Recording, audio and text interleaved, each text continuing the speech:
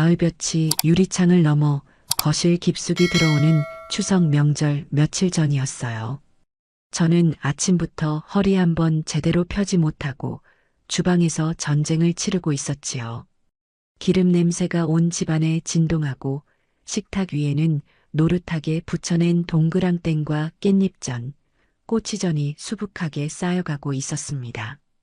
아들 진석이가 특히 좋아하는 잡채에 들어갈 시금치를 데치고 당근을 곱게 채 썰면서도 제 입가에는 흐뭇한 미소가 걸려 있었습니다. 자식들 입에 맛있는 음식이 들어가는 상상만 해도 고된 줄을 모르는 게 부모 마음 아니겠어요. 20분 거리에 살면서도 뭐가 그리 바쁜지 얼굴 한번 보기가 힘든 아들 내외였지만 명절만큼은 온 가족이 둘러앉아 제가 만든 음식을 먹으며 웃음꽃을 피우는 시간이 1년 중 가장 큰 행복이었답니다. 한창 잡채에 넣을 목이버섯을 불리고 있는데 요란하게 전화벨이 울렸어요. 화면에 뜬 우리 며느리라는 글자를 보자 저도 모르게 반가운 마음에 서둘러 손을 닦고 전화를 받았습니다. 아가, 잘 지내니? 엄마는 지금 너희들 먹일 음식 준비하느라 정신이 하나도 없다. 어머니, 그러실 줄 알았어요. 역시 저희 생각해 주시는 건 어머니밖에 없으세요. 싹싹한 며느리의 목소리에 고단함이 눈 녹듯 사라지는 기분이었어요. 원래 말이라는 게 이렇게 중요한 법이지요. 살가운 말 한마디에 없던 힘도 생겨나는 것 같았으니까요. 그럼 우리 아가 뭐 먹고 싶은 거라도 있어? 말만 해. 이 엄마가 뚝딱 만들어 놓을게. 어머니, 그럼 말 나온 김에 부탁 하나만 드릴게요.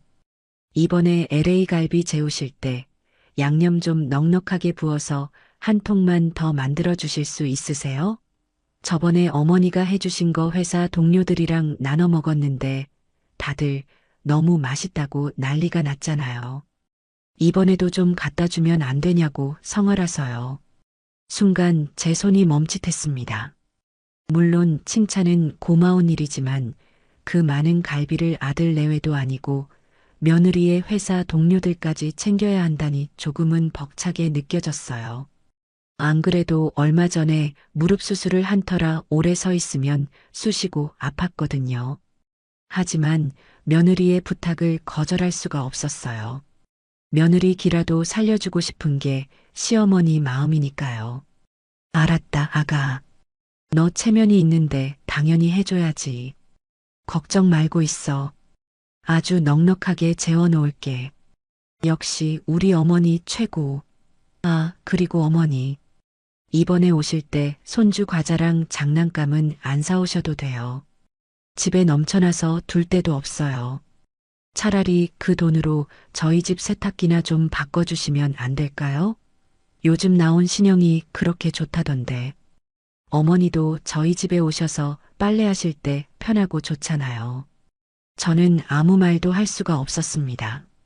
명절에 자식들 집에 가는 길이 빈손이면 허전해서 손주 선물이라도 두둑이 챙겨가던 제 마음이 무색해지는 순간이었어요. 세탁기라니요. 마치 제가 그 집의 가사도우미라도 되는 것처럼 말하는 며느리의 태도에 서운한 마음이 왈칵 밀려왔습니다. 하지만 저는 애써 웃으며 대답했어요. 그래, 알았다. 엄마가 한번 알아볼게.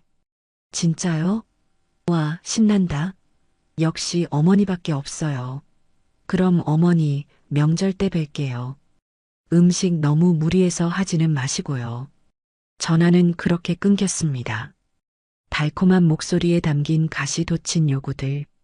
저는 멍하니 수화기를 내려놓고 한숨을 쉬었습니다. 내가 너무 오냐오냐 키웠나 하는 생각이 들었지만 이내 고개를 저었어요. 하나뿐인 며느리인데 저 정도 부탁 못 들어주겠나 싶었지요.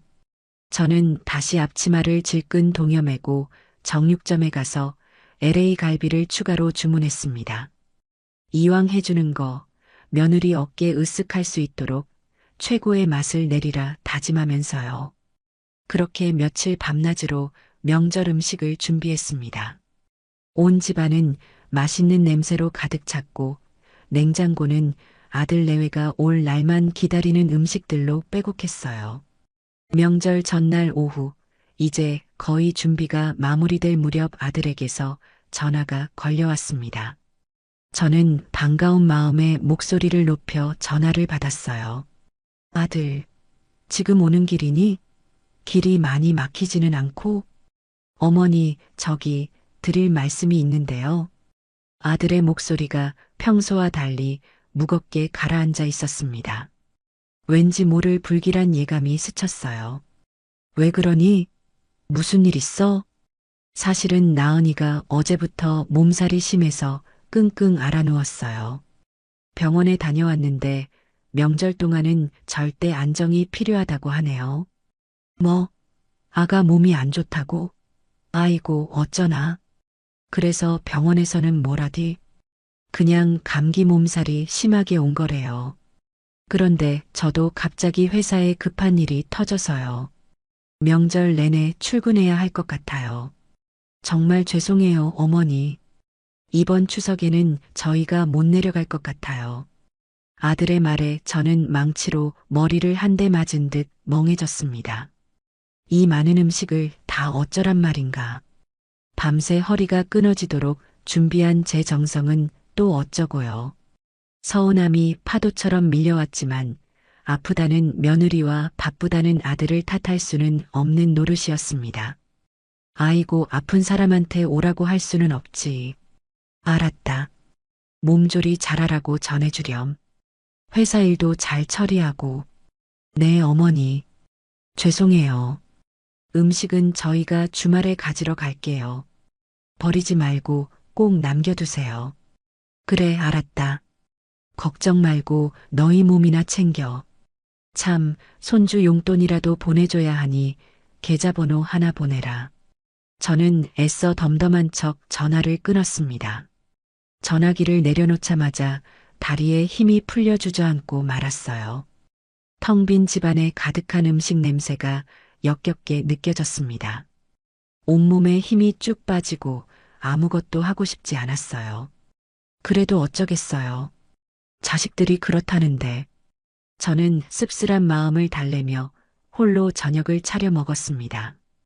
다음 날 아침 차례도 지내지 않는 명절 아침은 유난히 적막했어요. 텔레비전에서는 시끌벅적한 명절 특집 프로그램이 나오고 있었지만 제 귀에는 아무 소리도 들리지 않았습니다. 덩그러니 차려진 상에 앉아 꾸역꾸역 떡국을 한술 뜨고 있는데 갑자기 영상 통화가 걸려왔어요. 하나뿐인 손주였습니다. 저는 언제 그랬냐는 듯 얼굴에 한박웃음을 지으며 전화를 받았어요. 우리 강아지, 할머니 보고 싶었어? 할머니, 메리 추석?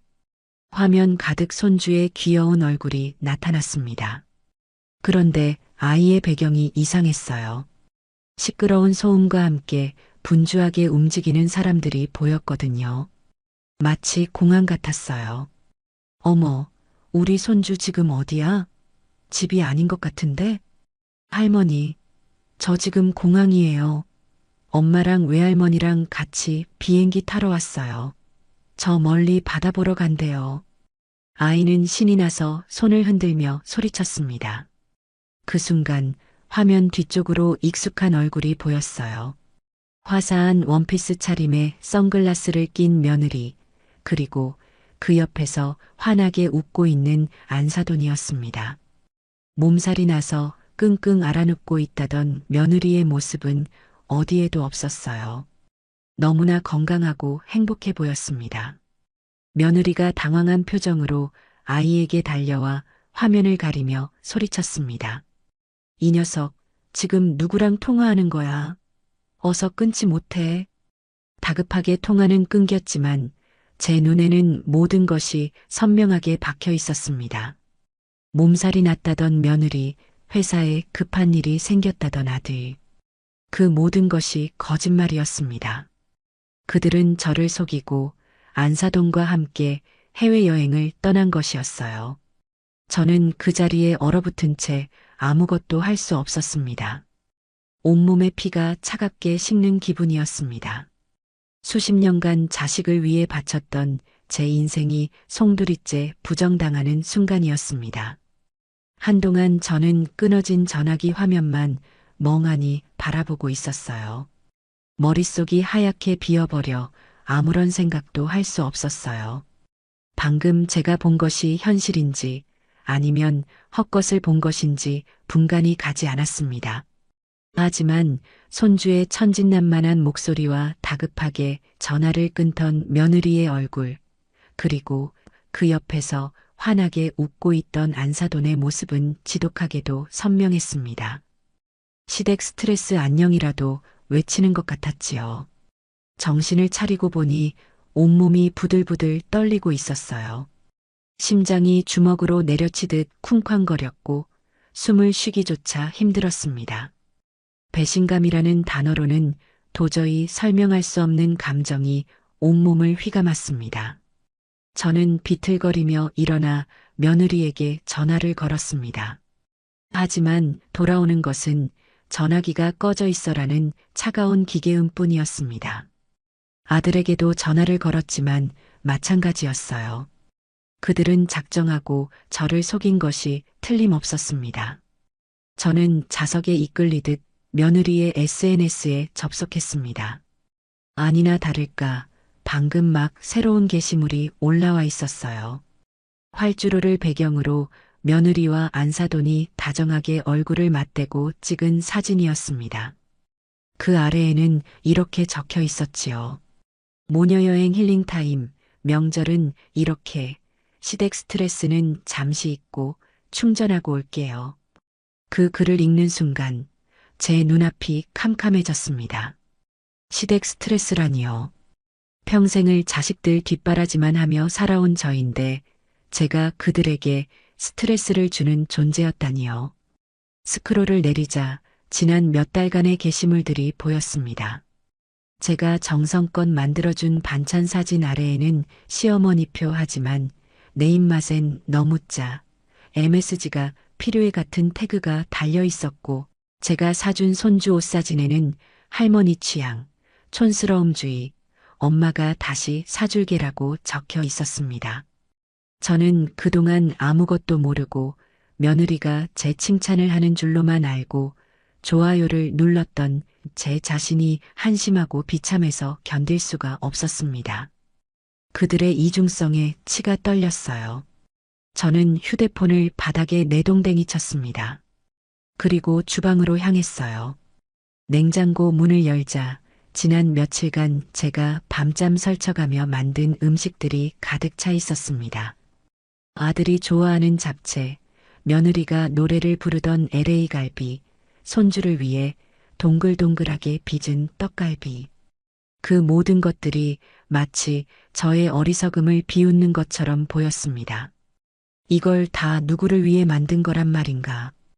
허탈한 웃음이 터져 나왔습니다.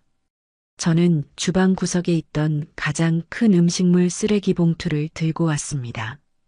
그리고는 미친 사람처럼 냉장고 안의 음식들을 마구잡이로 쓸어 담기 시작했어요.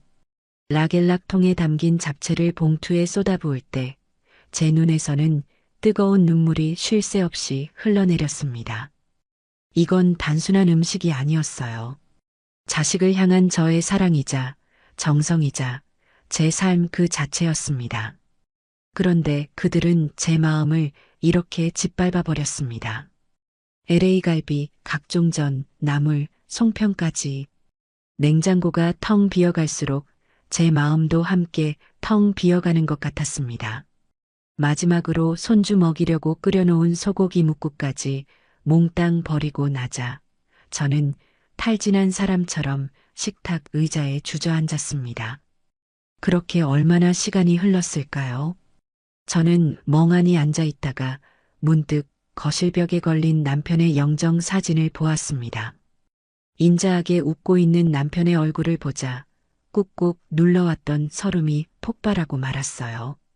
여보, 보고 있어요? 당신 아들하고 며느리가 나한테 어떻게 했는지 보고 있냐고요. 내가 평생을 어떻게 살았는데 저것들이 나한테 이럴 수가 있어요? 저는 남편의 사진을 끌어안고 어린아이처럼 목 놓아 울었습니다.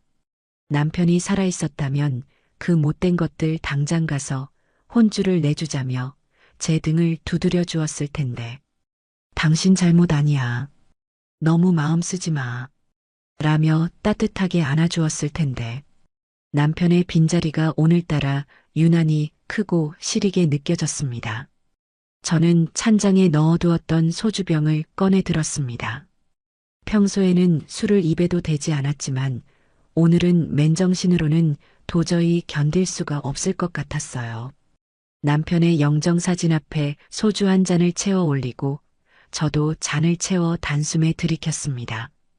독한 술이 목구멍을 타고 넘어가는 순간 타는 듯한 아픔과 함께 눈물이 다시 왈칵 쏟아졌습니다.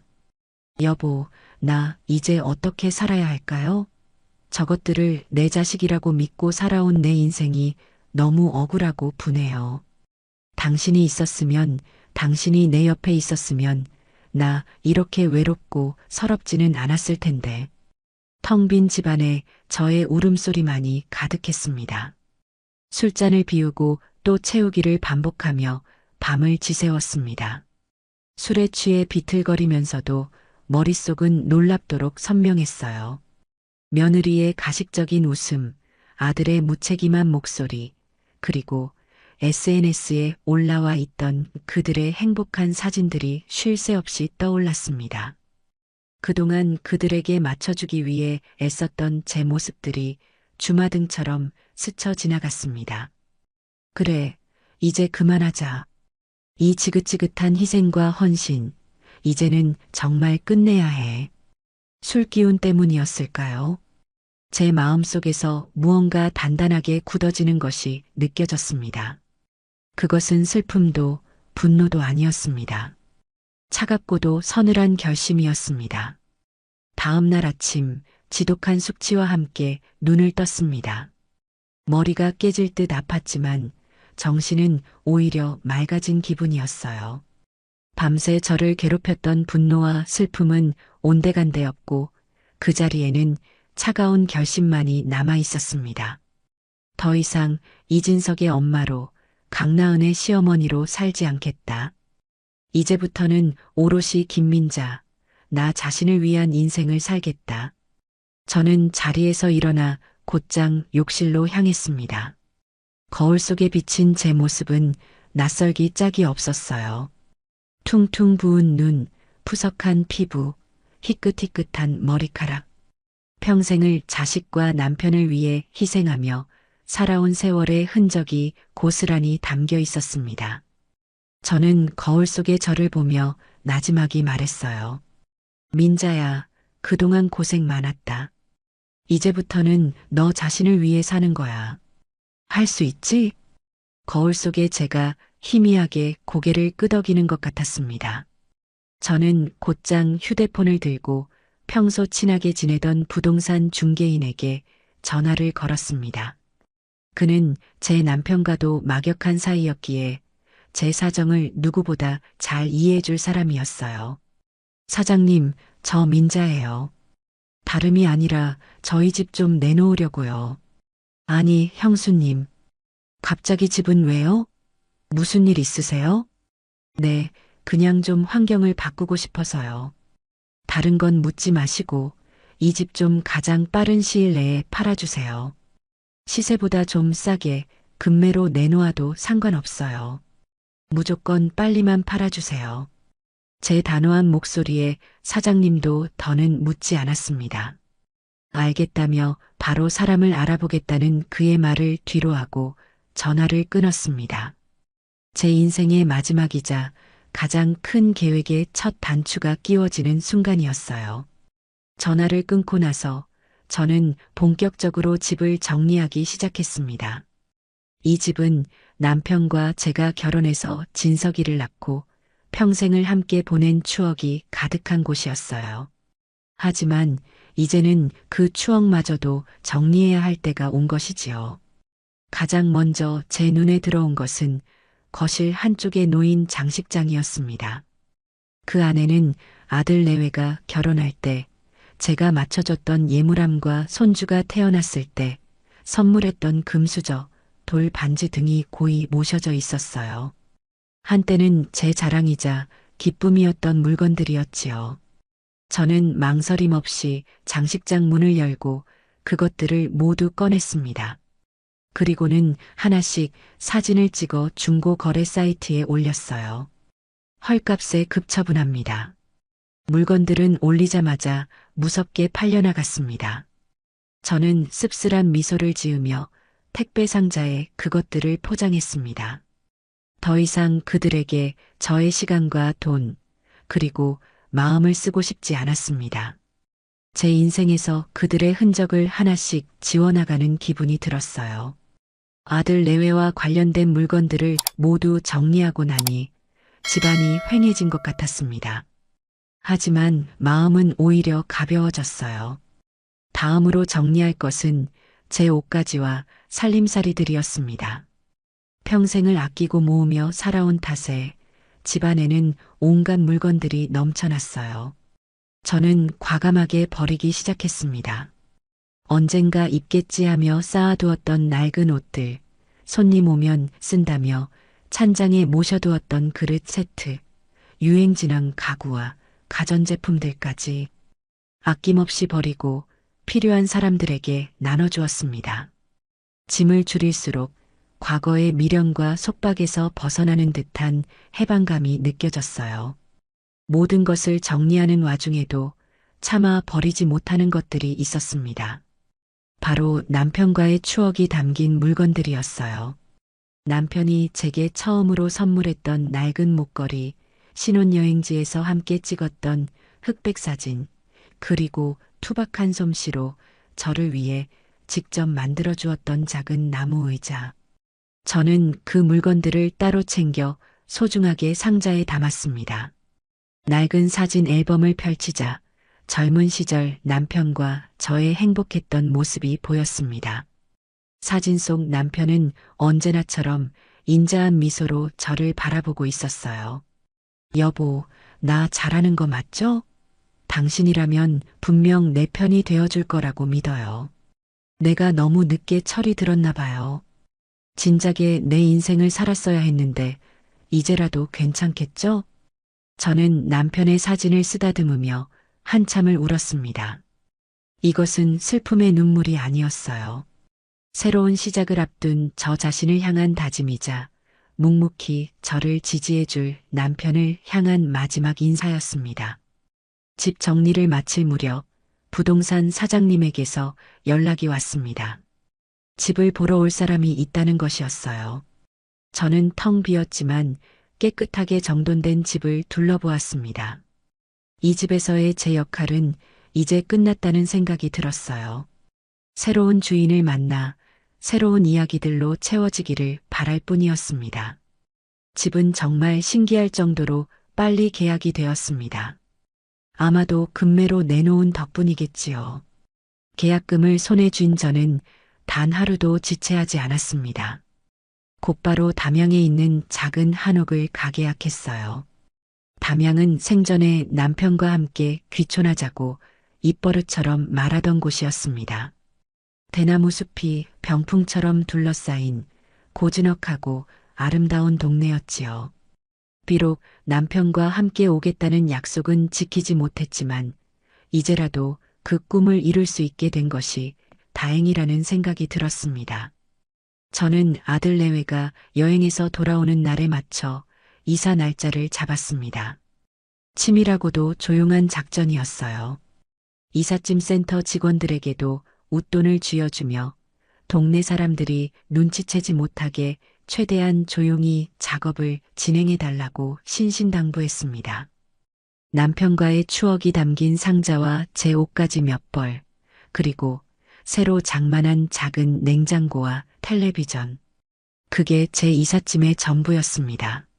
수십 년간 제 삶을 채우고 있던 가구와 가전제품들은 대부분 버리거나 기부했어요. 텅 빈 집을 보니 시원섭섭한 마음이 들었지만 후회는 없었습니다. 이삿짐을 모두 싣고 떠나기 전 저는 식탁 위에 편지 한 장을 남겨두었습니다.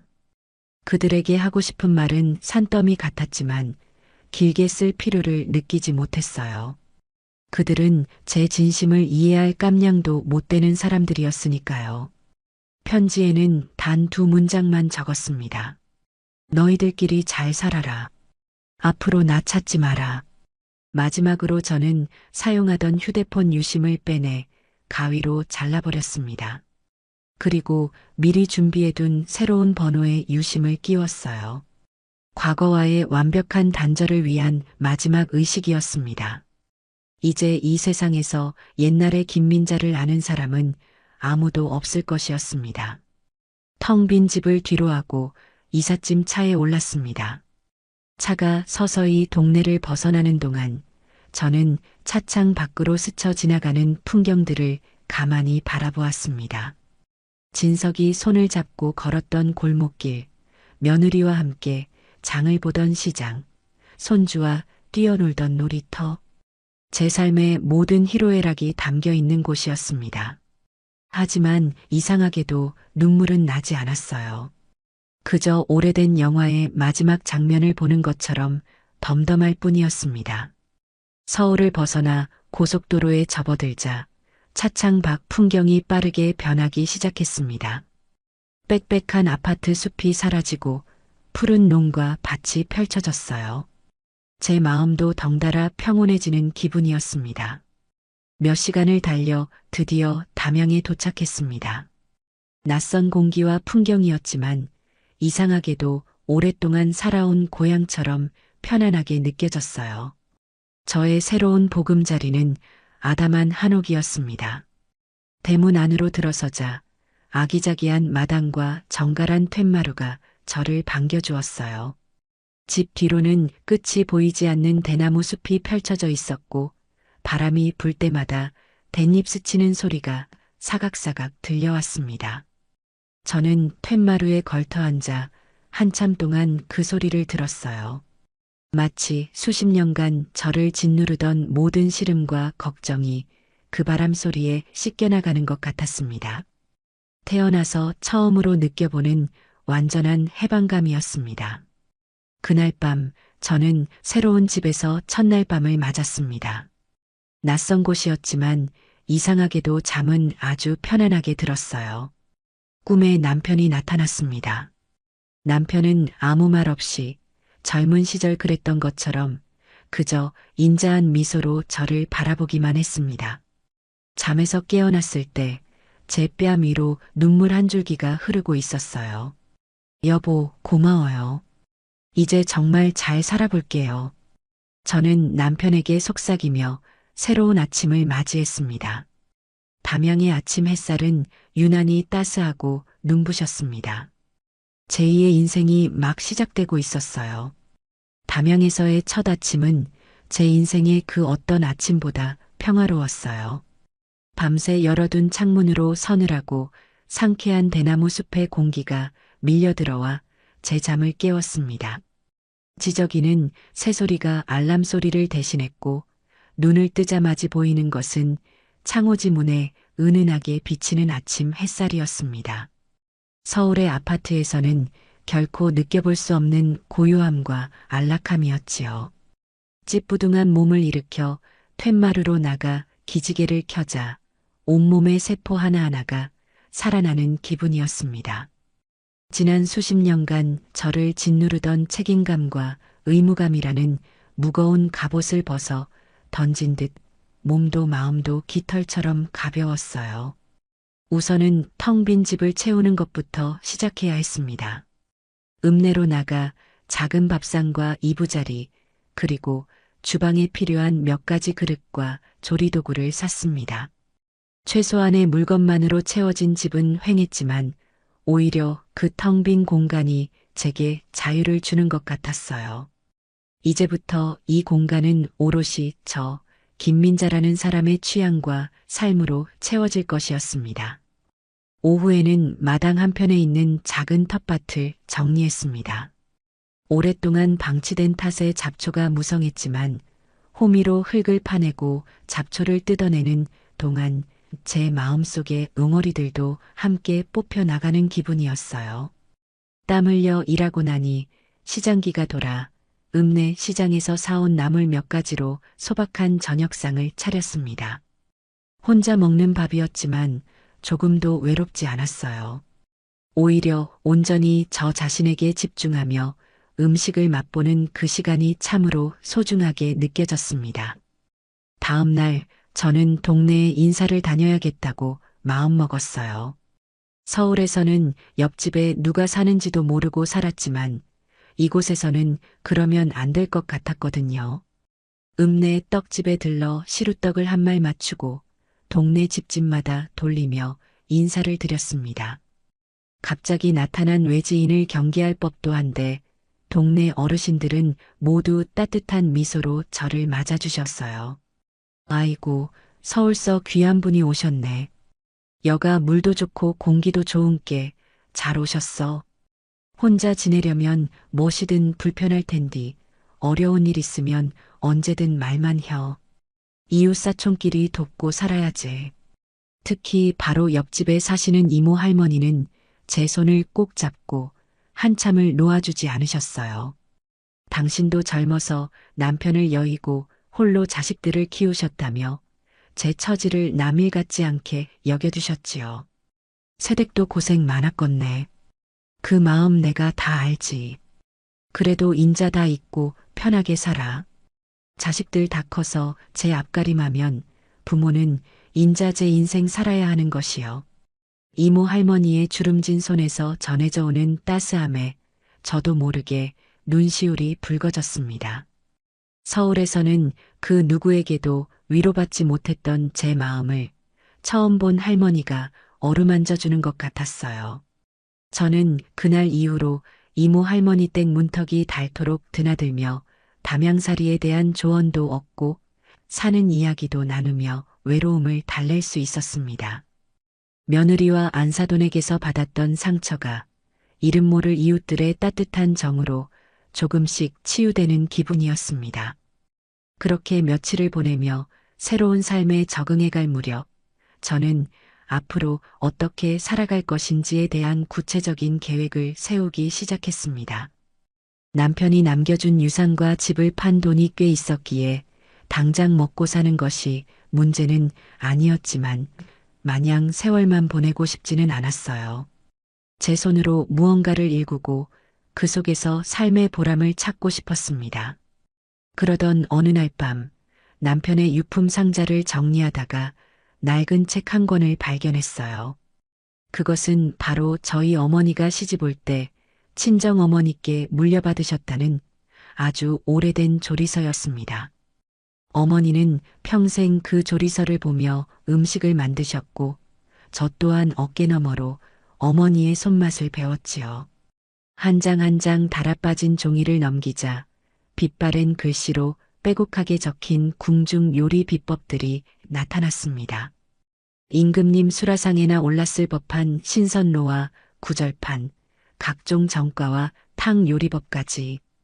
어머니는 젊은 시절 궁에서 일하던 상궁에게 잠시 요리를 배울 기회가 있었다고 하셨는데 그때의 비법들을 잊지 않으려고 이렇게 기록해 두셨던 모양입니다. 저는 홀린 듯이 조리서를 들고 부엌으로 갔습니다. 그리고 그 안에 적힌 대로 밤을 새워가며 몇 가지 음식을 만들어 보았어요. 정성과 시간을 쏟아부어 완성된 음식들은 제가 평생 만들어 왔던 그 어떤 음식보다 깊고 품격 있는 맛을 냈습니다. 그 음식을 맛보는 순간 제 머릿속에 번개처럼 한 가지 생각이 스쳐 지나갔습니다. 이거다. 이걸로 사람들에게 행복을 주는 일을 하자. 다음 날 저는 곧바로 계획을 실행에 옮겼습니다. 제 한옥집의 사랑채를 개조해서 작은 식당을 열기로 결심했어요. 식당 이름은 남편의 이름 진수와 제 정성을 합쳐 진수성찬이라고 지었습니다. 간판은 읍내 서예가 할아버지께 부탁해 근사한 글씨체로 써달았고요.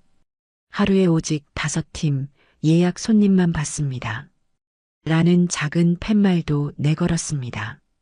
돈을 버는 것보다는 제 음식을 진심으로 즐겨주는 사람들에게 정성껏 대접하고 싶었거든요.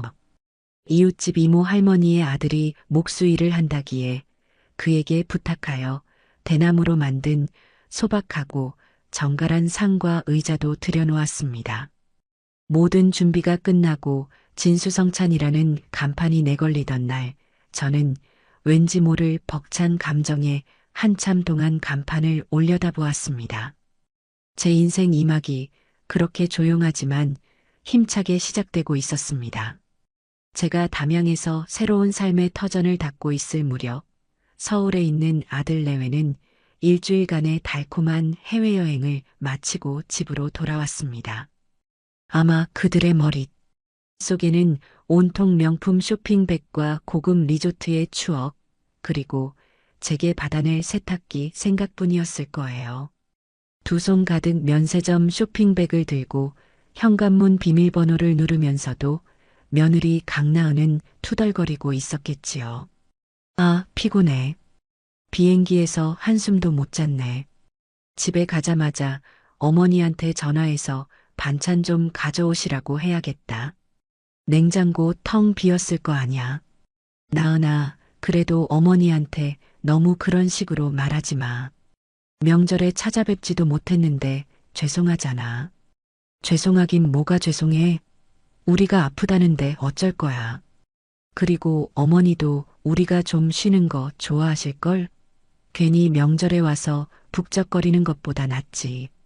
그나저나 세탁기는 언제 주문해 주신대? 빨리 새 걸로 빨래하고 싶은데. 아들 진석이는 아내의 등살에 아무 말도 못하고 그저 한숨만 내쉬었을 겁니다. 그렇게 문을 열고 집 안으로 들어선 순간 그들은 눈앞에 펼쳐진 광경에 할 말을 잃었을 거예요. 있어야 할 소파와 텔레비전, 식탁이 감쪽같이 사라지고 텅 빈 거실에는 싸늘한 공기만이 감돌고 있었으니까요. 이게 다 뭐야? 도둑이라도 든 거야? 진석이가 당황해서 소리치자 나은이는 거실 바닥을 이리저리 살피더니 소파 자국이 없는 것을 보고는 고개를 갸웃거렸을 겁니다. 도둑이 들었다기엔 집이 너무나 깨끗하고 정갈했으니까요. 마치 처음부터 아무것도 없었던 공간처럼. 그때 식탁이 있던 자리에 덩그러니 놓인 흰 봉투 하나가 그들의 눈에 들어왔습니다. 진석이가 떨리는 손으로 봉투를 집어들자 그 안에서 제 필체가 담긴 짧은 편지지가 나왔어요. 너희들끼리 잘 살아라. 앞으로 나 찾지 마라. 편지를 읽은 진석이의 얼굴은 하얗게 질렸고 나은이는 어이가 없다는 듯 코웃음을 쳤을 겁니다.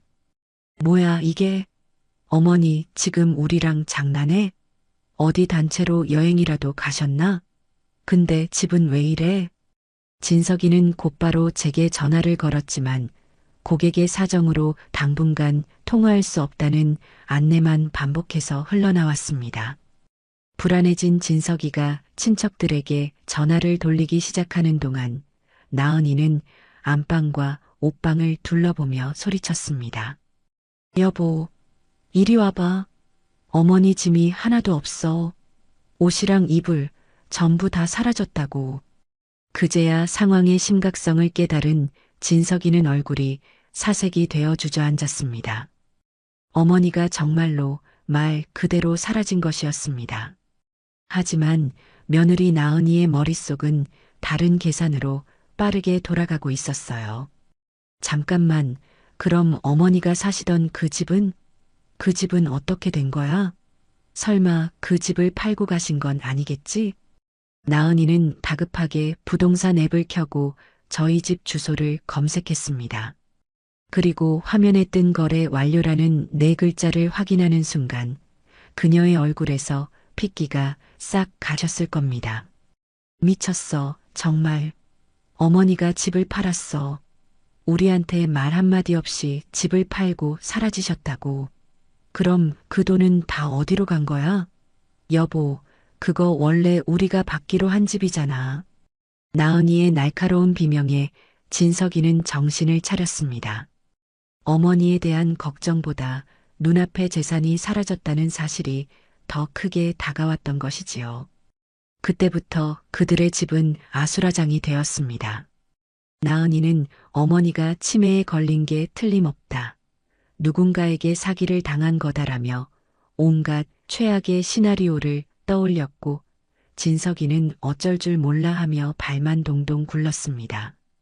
그들의 걱정은 온전히 저를 향한 것이 아니었어요. 제게 매달 받던 넉넉한 용돈, 시도 때도 없이 공급되던 밑반찬, 그리고 언젠가는 자신들의 차지가 될 것이라고 믿었던 집, 그 모든 것이 한순간에 사라졌다는 사실에 대한 공포와 분노였을 뿐입니다. 소식을 듣고 한달음에 달려온 안사돈은 불난 집에 부채질을 했습니다. 세상에 사돈이 정말 노망이라도 드신 게냐? 어떻게 자식들한테 말 한마디 없이 집을 팔고 사라져? 니들 이제 어떡할 거니? 당장 다음 달 대출 이자는 뭘로 갚고 생활비는 어떡할 거야? 안사돈의 말에 나은이는 더 큰 소리로 울부짖었습니다. 몰라, 엄마. 내가 어떻게 알아? 내가 이럴 줄 알았으면 여행 같은 거 가지도 않았지. 다 그놈의 여행 때문이야. 괜히 갔다가 이게 무슨 꼴이냐고. 그들은 서로를 탓하고 저를 원망하며 한참을 소란을 피웠습니다. 그 누구도 우리가 어머니께 무슨 잘못을 했을까? 라는 생각은 단 한순간도 하지 않았을 겁니다. 그들에게 저는 끝까지 책임져야 할 귀찮은 짐이자 필요할 때 돈을 꺼내 쓸 수 있는 현금 지급기 같은 존재였을 뿐이니까요. 그날 밤 그들은 제 걱정에 잠을 설친 것이 아니라 앞으로 닥쳐올 경제적 어려움에 대한 불안감으로 밤을 꼬박 지새웠을 겁니다.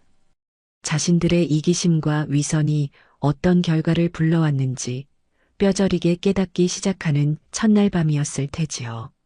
서울의 아들네 집이 발칵 뒤집힌 줄도 모르고 담양에서의 제 삶은 하루가 다르게 활기를 띄어갔습니다. 진수성찬의 문을 연 첫날은 사실 걱정이 많았어요. 이런 시골 구석까지, 그것도 예약까지 해가며 밥을 먹으러 올 사람이 있을까 싶었거든요. 하지만 제 걱정은 기우였습니다. 첫 손님은 담양으로 여행 온 젊은 부부였는데 우연히 골목을 지나다가 진수성찬이라는 간판을 보고 호기심에 예약을 했다고 해요. 저는 조리서에 적힌 대로 정성을 다해 음식을 준비했습니다. 대나무통에 쪄낸 영양밥과 담백하게 끓여낸 버섯 들깨탕, 그리고 텃밭에서 갓 뜯어낸 채소들로 만든 신선한 나물 무침. 화려하지는 않지만 먹는 사람의 건강을 생각하는 저의 진심이 담긴 밥상이었습니다. 음식을 맛본 젊은 부부는 연신 감탄사를 터뜨렸어요. 사장님, 정말 맛있어요. 저희 할머니가 해주시던 밥상보다 더 깊은 맛이 나요. 음식 하나하나에 정성이 가득 담겨 있는 게 느껴져요. 감사합니다. 맛있게 드셔주시니 제가 더 기쁘네요. 이런 곳은 저희만 알기 너무 아까운데요. 저희가 인터넷에 꼭 후기 남겨서 널리 알려드릴게요. 젊은 부부는 약속대로 자신들의 블로그에 담양 대나무 숲속에 숨겨진 진짜 맛집, 진수성찬이라는 제목으로 아주 정성스러운 후기를 남겨주었습니다. 그 글이 사람들에게 알려지기 시작하면서 진수성찬은 조금씩 입소문을 타기 시작했어요. 주말에는 예약이 꽉 찰 정도로 손님들이 늘어났고 저는 눈코 뜰 새 없이 바쁜 하루하루를 보냈습니다. 몸은 고됐지만 마음은 날아갈 듯이 행복했어요. 손님들이 제 음식을 맛있게 먹어주는 모습을 보는 것만으로도 지난날의 서름이 모두 씻겨 내려가는 기분이었습니다. 손님들은 제 음식뿐만 아니라 저의 이야기도 궁금해했어요. 저는 남편을 먼저 떠나보내고 홀로 자식을 키운 이야기, 그리고 이곳 담양에 내려와 새로운 인생을 시작하게 된 사연을 덤덤하게 들려주었습니다. 물론 아들 내외에 대한 원망 섞인 이야기는 한마디도 꺼내지 않았어요. 그저 제 삶의 지난 페이지를 담담하게 넘기는 과정일 뿐이었으니까요. 제 이야기를 들은 손님들은 저를 사장님이라고 부르는 대신 어머니 혹은 선생님이라고 부르며 따뜻한 격려를 보내주었습니다. 어머니, 정말 대단하세요. 저도 어머니처럼 제2의 인생을 멋지게 살아보고 싶네요. 선생님, 음식을 먹으니 몸뿐만 아니라 마음까지 건강해지는 기분이에요. 앞으로 자주 찾아뵙겠습니다. 사람들과 소통하며 음식을 나누는 동안 제 마음의 상처는 빠른 속도로 아물어갔습니다. 식당 일이 바빠지면서 혼자서는 벅차다는 생각이 들 무렵 읍내사는 싹싹한 처녀 한 명을 아르바이트생으로 고용했어요. 20살 남짓한 그 아이는 저를 친할머니처럼 따르며 굳은 일도 마다하지 않고 도와주었습니다. 옆집 이모 할머니는 매일 아침 텃밭에서 직접 키운 싱싱한 채소들을 한 알음 안겨주셨고, 동네 어르신들은 틈만 나면 들러서 말동무가 되어주셨지요. 저는 더 이상 혼자가 아니었습니다. 서울에서는 피 한 방울 섞이지 않은 남보다도 못한 자식들에게 의지하며 외롭게 살았지만 이곳 담양에서는 아무런 혈연관계도 없는 사람들이 제게 새로운 가족이 되어 주었습니다. 저녁 장사를 마치고 아르바이트생과 함께 늦은 저녁을 먹으며 도란도란 이야기를 나누는 시간, 주말 오후 툇마루에 앉아 이모 할머니와 함께 쑥을 다듬는 시간, 그리고 제 음식을 맛보기 위해 먼 길을 찾아와 준 손님들과 웃음꽃을 피우는 시간. 그 모든 순간이 제게는 더없는 행복이자 삶의 이유가 되었습니다. 진수성찬은 단순한 식당이 아니라 저의 상처를 치유하고 새로운 인연을 만들어주는 소중한 공간이었습니다. 저는 그곳에서 비로소 제 인생의 진짜 주인공이 되어가고 있었습니다. 제가 담양에서 새로운 인연들과 행복한 시간을 보내는 동안 서울의 아들 내외는 점점 더 수렁 속으로 빠져들고 있었습니다. 우선 친척들에게 저의 행방을 수소문했지만 아무런 소득도 얻지 못했어요. 제가 미리 몇몇 가까운 친척들에게는 전화를 걸어 혹시 진석이나 며느리에게서 연락이 오더라도 절대 내 소식을 알려주지 말아달라.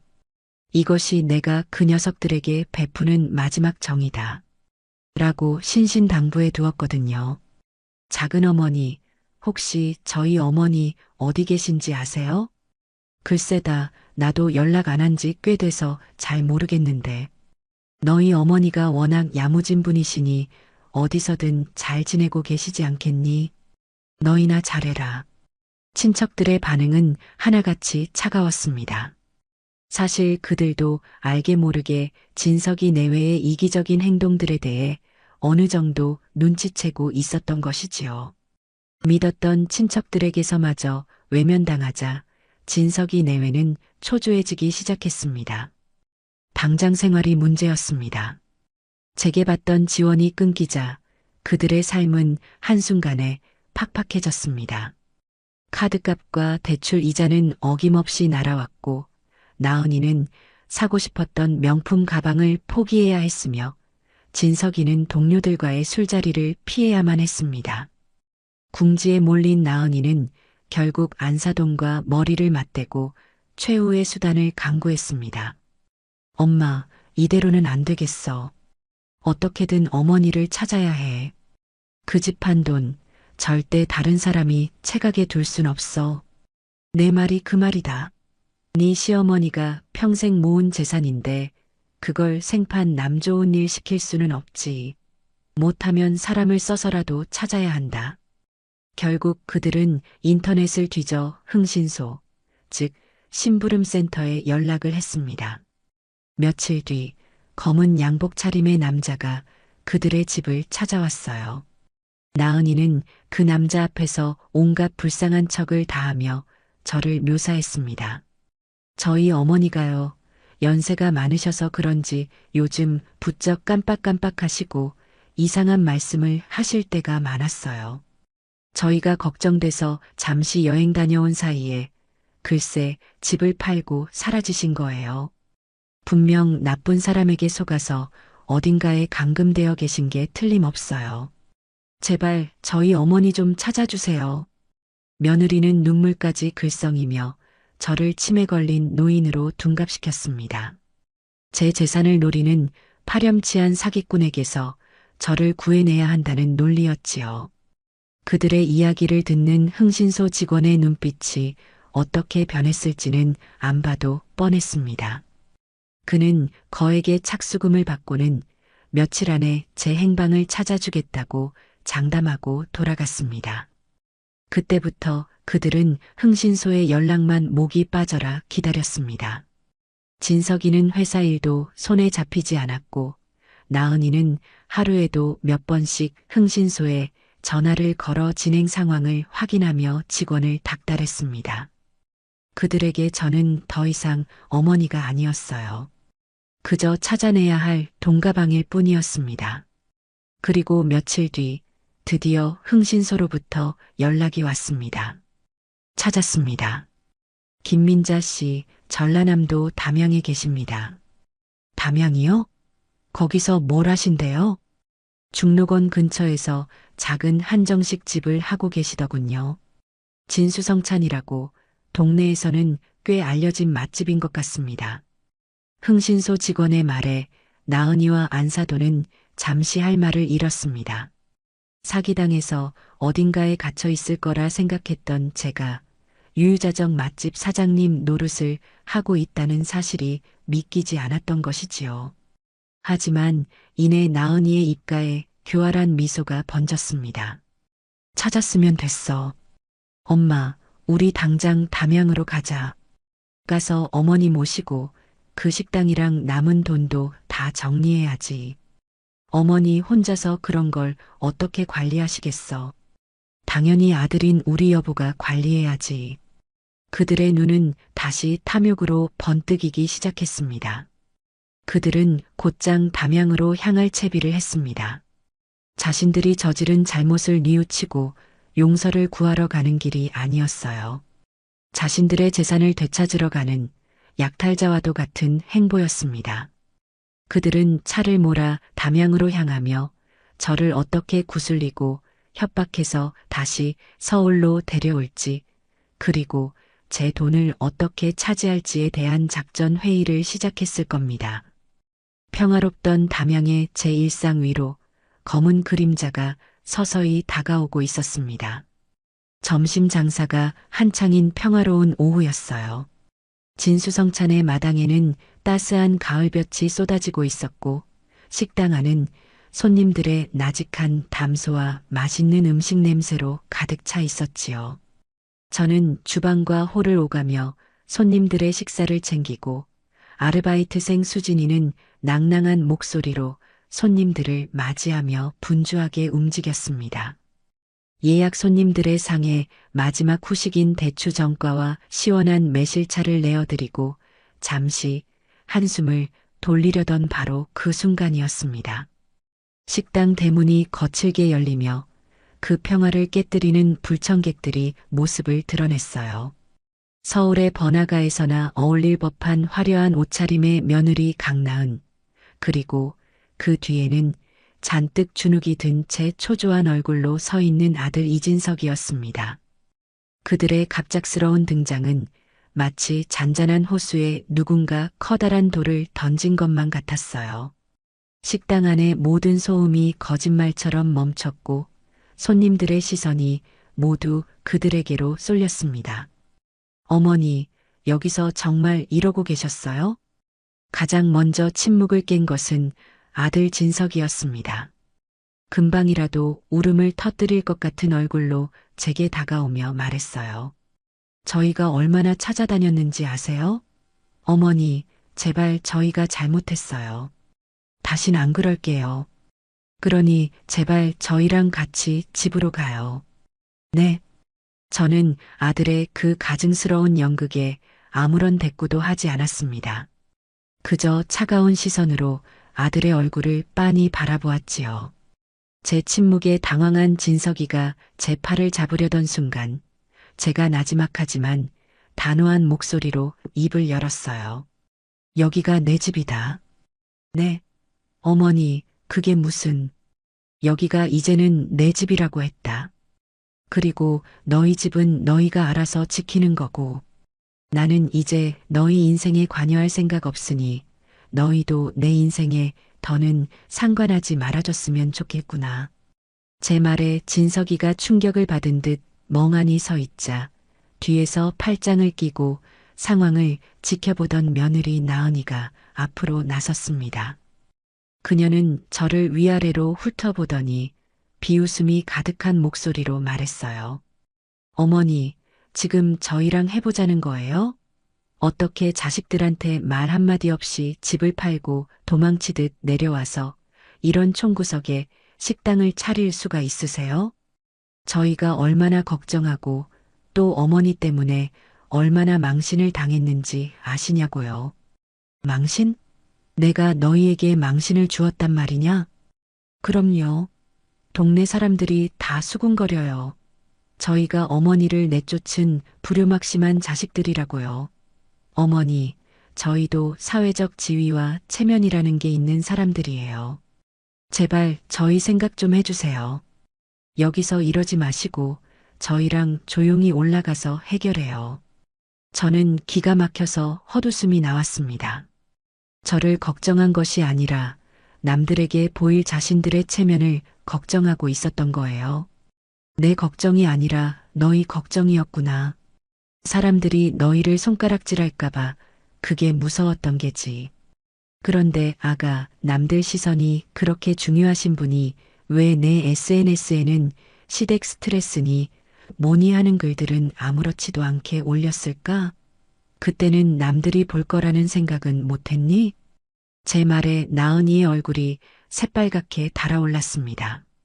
전혀 예상치 못한 반격이었던 모양입니다. 그걸 어떻게... 아니, 그건 그냥 친구들끼리 농담으로... 농담? 내 회사 동료들 먹일 갈비를 더 재우라던 것도 농담이었고, 낡은 세탁기 대신 신형으로 바꿔달라던 것도 농담이었겠구나. 나는 그 말들을 곧이곧대로 듣고 내 자식들 기 한번 살려주겠다고 늙은 몸 이끌고 며칠 밤낮으로 전부치고 갈비 재웠는데 그게 다 너한테는 농담이었구나. 제 목소리가 조금씩 높아지자 옆에서 안절부절 못하던 수진이가 제게 다가와 팔을 부축하며 말했습니다.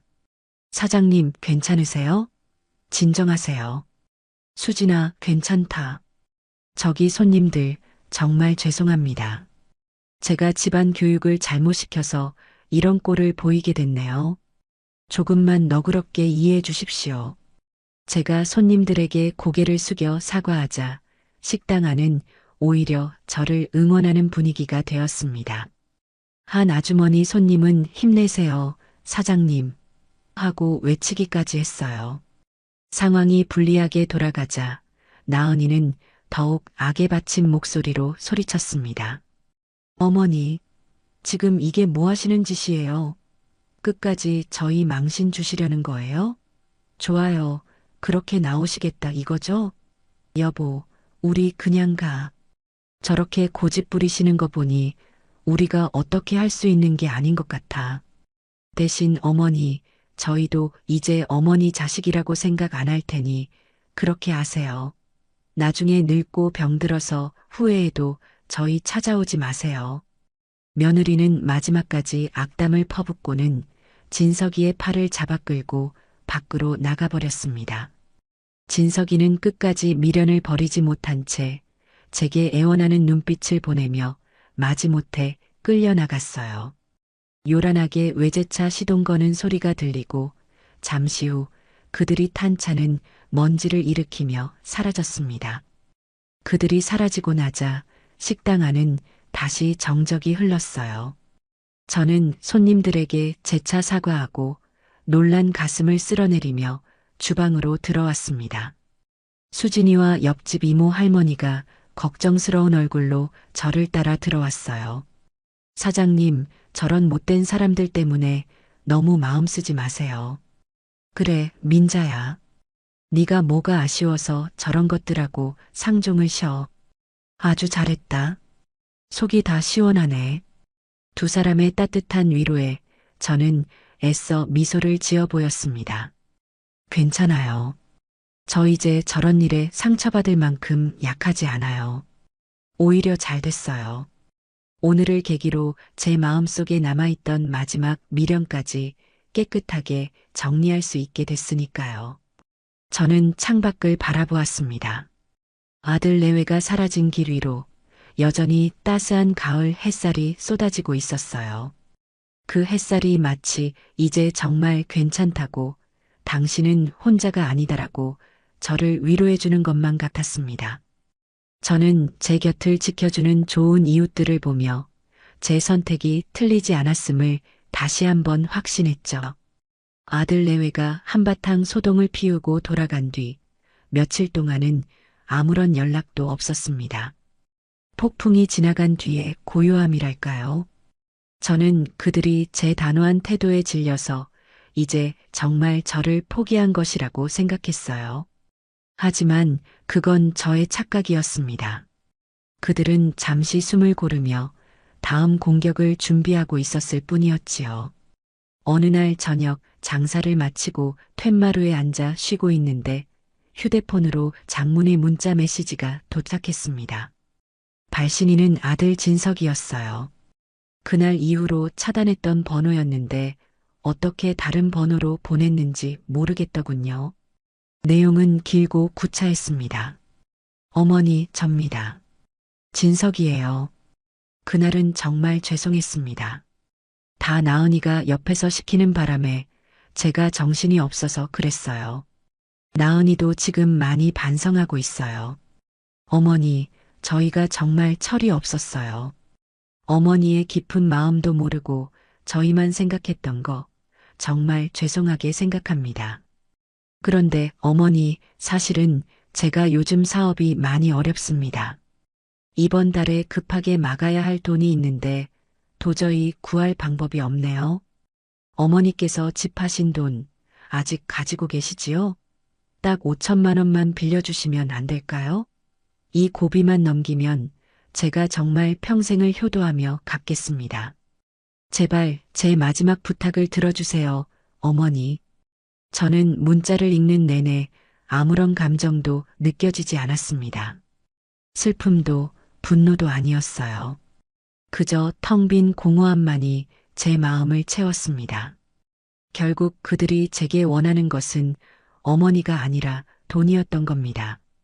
그날 그렇게 모진 말을 듣고 쫓겨나고도 결국 다시 돈 이야기를 꺼내는 아들이 가엾고 한심해서 눈물조차 나지 않았어요. 저는 그 길고 구차한 문자에 아무런 답장도 하지 않고 그대로 삭제해버렸습니다. 그리고 그 번호 또한 다시 차단해버렸지요. 그렇게 또 며칠이 흘렀습니다. 식당은 점점 더 자리를 잡아가고 있었고 제 마음도 담양의 평화로운 풍경처럼 잔잔해지고 있었어요. 그러던 어느 날 오후 식당으로 작은 소포가 하나 배달되었습니다. 발신인의 이름도 주소도 적혀 있지 않은 정체불명의 소포였어요. 저는 고개를 갸웃거리며 소포를 받아들었습니다. 무게가 제법 묵직했어요. 수진아, 혹시 우리가 주문한 거 온 거 있니? 아니요, 사장님. 없는 것 같은데요? 저는 조심스럽게 상자를 열었습니다. 상자 안에는 뽁뽁이에 감싸인 작은 물건 하나와 빳빳하게 접힌 종이 한 장이 들어 있었어요. 뽁뽁이를 풀어보는 순간 저는 숨을 멈췄습니다. 그 안에서 나온 것은 바로 제 남편이 평생을 손목에 차고 다녔던 낡은 시계였기 때문입니다. 남편이 돌아가신 후 제가 유품으로 고이 간직하다가 진석이에게 나중에 내 아들에게 물려주라며 건넸던 바로 그 시계였습니다. 이게 왜 여기에? 저는 떨리는 손으로 함께 들어있던 종이를 펼쳤습니다. 그것은 다름 아닌 전당포 딱지였습니다. 물품명 롤렉스 남성 시계. 대출금 500만 원. 저는 그 글자를 보는 순간 온몸의 피가 차갑게 식는 것을 느꼈습니다. 제 아들이 아버지의 유품을 전당포에 맡기고 고작 500만 원을 빌렸던 것입니다. 제가 5천만 원을 빌려주지 않자 최후의 수단으로 아버지의 시계를 판 것이나 다름없었습니다. 저는 그 자리에 주저앉아 남편의 시계를 품에 안고 대성통곡했습니다. 이것은 단순한 돈 문제가 아니었어요. 아들은 자신의 아버지를 그리고 남편을 그리워하는 제 마음을 고작 돈 몇 푼과 맞바꾼 것이었습니다. 시계의 낡은 가죽끈에서는 여전히 남편의 채취가 희미하게 남아있는 것 같았어요. 시계 유리에 난 자잘한 흠집 하나하나에 남편과 저의 행복했던 시간들이 담겨 있었습니다. 그런데 아들은 그 모든 추억과 가치를 짓밟아 버렸습니다. 그 순간 아들에 대한 마지막 기대와 연민마저 산산조각 나버렸습니다. 저는 한참을 울다가 눈물을 닦고 자리에서 일어났습니다. 그리고 곧장 읍내 금은방으로 가 제 목에 걸려있던 유일한 재산이었던 작은 금목걸이를 팔았습니다. 그리고 그 돈으로 전당포 딱지에 적힌 계좌로 500만 원을 송금하고 시계를 되찾아왔습니다. 다시 제 손으로 돌아온 남편의 시계. 저는 그것을 깨끗한 융으로 정성껏 닦았습니다. 그리고 튼튼한 상자에 넣어 아들이 보냈던 것과 똑같이 소포로 붙였습니다. 소포 안에는 시계와 함께 짧은 편지 한 장을 넣었어요. 이 시계는 아버지를 기억하고 그리워하는 사람만이 가질 자격이 있다. 너는 그 자격을 오늘부로 완전히 잃었다. 다시는 이것을 욕되게 하지 마라.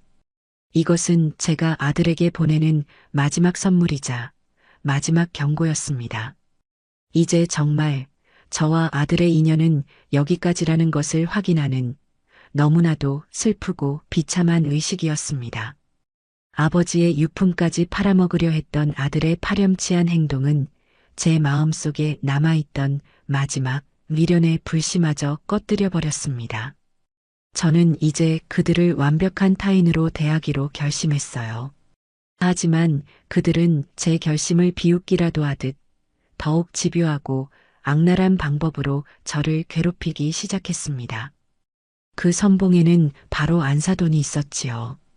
어느 주말 오후 진수성찬은 예약 손님들로 만석이었습니다. 저는 주방에서 정성껏 음식을 만들고 있었고 수진이는 홀에서 손님들을 맞이하느라 분주했어요. 그때 낯선 번호로 예약 전화를 했던 손님이 식당으로 들어섰습니다. 온갖 명품으로 치장한 중년 여성이었는데 저는 한눈에 그녀가 안사돈이라는 것을 알아차렸습니다. 하지만 저는 애써 표정을 감추고 다른 손님들을 대하듯 정중하게 그녀를 맞이했어요. 어서 오십시오, 손님. 예약하고 오셨지요? 네, 예약했어요. 어디 앉으면 되죠? 안사돈은 짐짓 저를 알아보지 못하는 척하며 콧대를 세우고 식당 안을 휙 둘러보았습니다. 그리고는 가장 좋은 창가 자리에 털썩 주저앉았어요. 저는 묵묵히 그녀에게 메뉴판을 가져다 주고 주문을 받았습니다. 그녀는 가장 비싼 정식 메뉴를 주문하고는 팔짱을 낀 채 도도한 표정으로 저를 지켜보았습니다. 무슨 꿍꿍이 속인지는 모르겠지만 일단은 그녀의 의도대로 해주기로 마음먹었습니다. 잠시 후 정갈하게 차려진 음식이 그녀의 상에 올라갔습니다. 그녀는 젓가락으로 음식을 깨작거리며 맛을 보는 둥 마는 둥 하더니 이내 큰 소리로 트집을 잡기 시작했어요. 아니, 이봐요, 사장. 이게 지금 음식이라고 내온 거예요? 탕은 너무 싱거워서 맹물 같고 나물은 또 어찌나 짠지 소태가 따로 없네. 그리고 이전은 뭐예요? 다 식어 빠져서 기름 냄새만 진동하잖아. 그녀의 고함에 식당 안의 모든 손님들이 깜짝 놀라 그녀를 쳐다보았습니다. 저는 다른 손님들에게 피해가 갈까 싶어 조용히 그녀의 테이블로 다가갔습니다. 그리고는 허리를 숙여 정중하게 말했어요. 손님, 음식이 입에 맞지 않으셨다니 정말 죄송합니다. 불편하신 점이 있으시면 말씀해 주세요. 바로 다시 조리해 드리겠습니다. 다시 해오면 이게 맛이 달라져? 당신 음식 솜씨가 형편없구먼.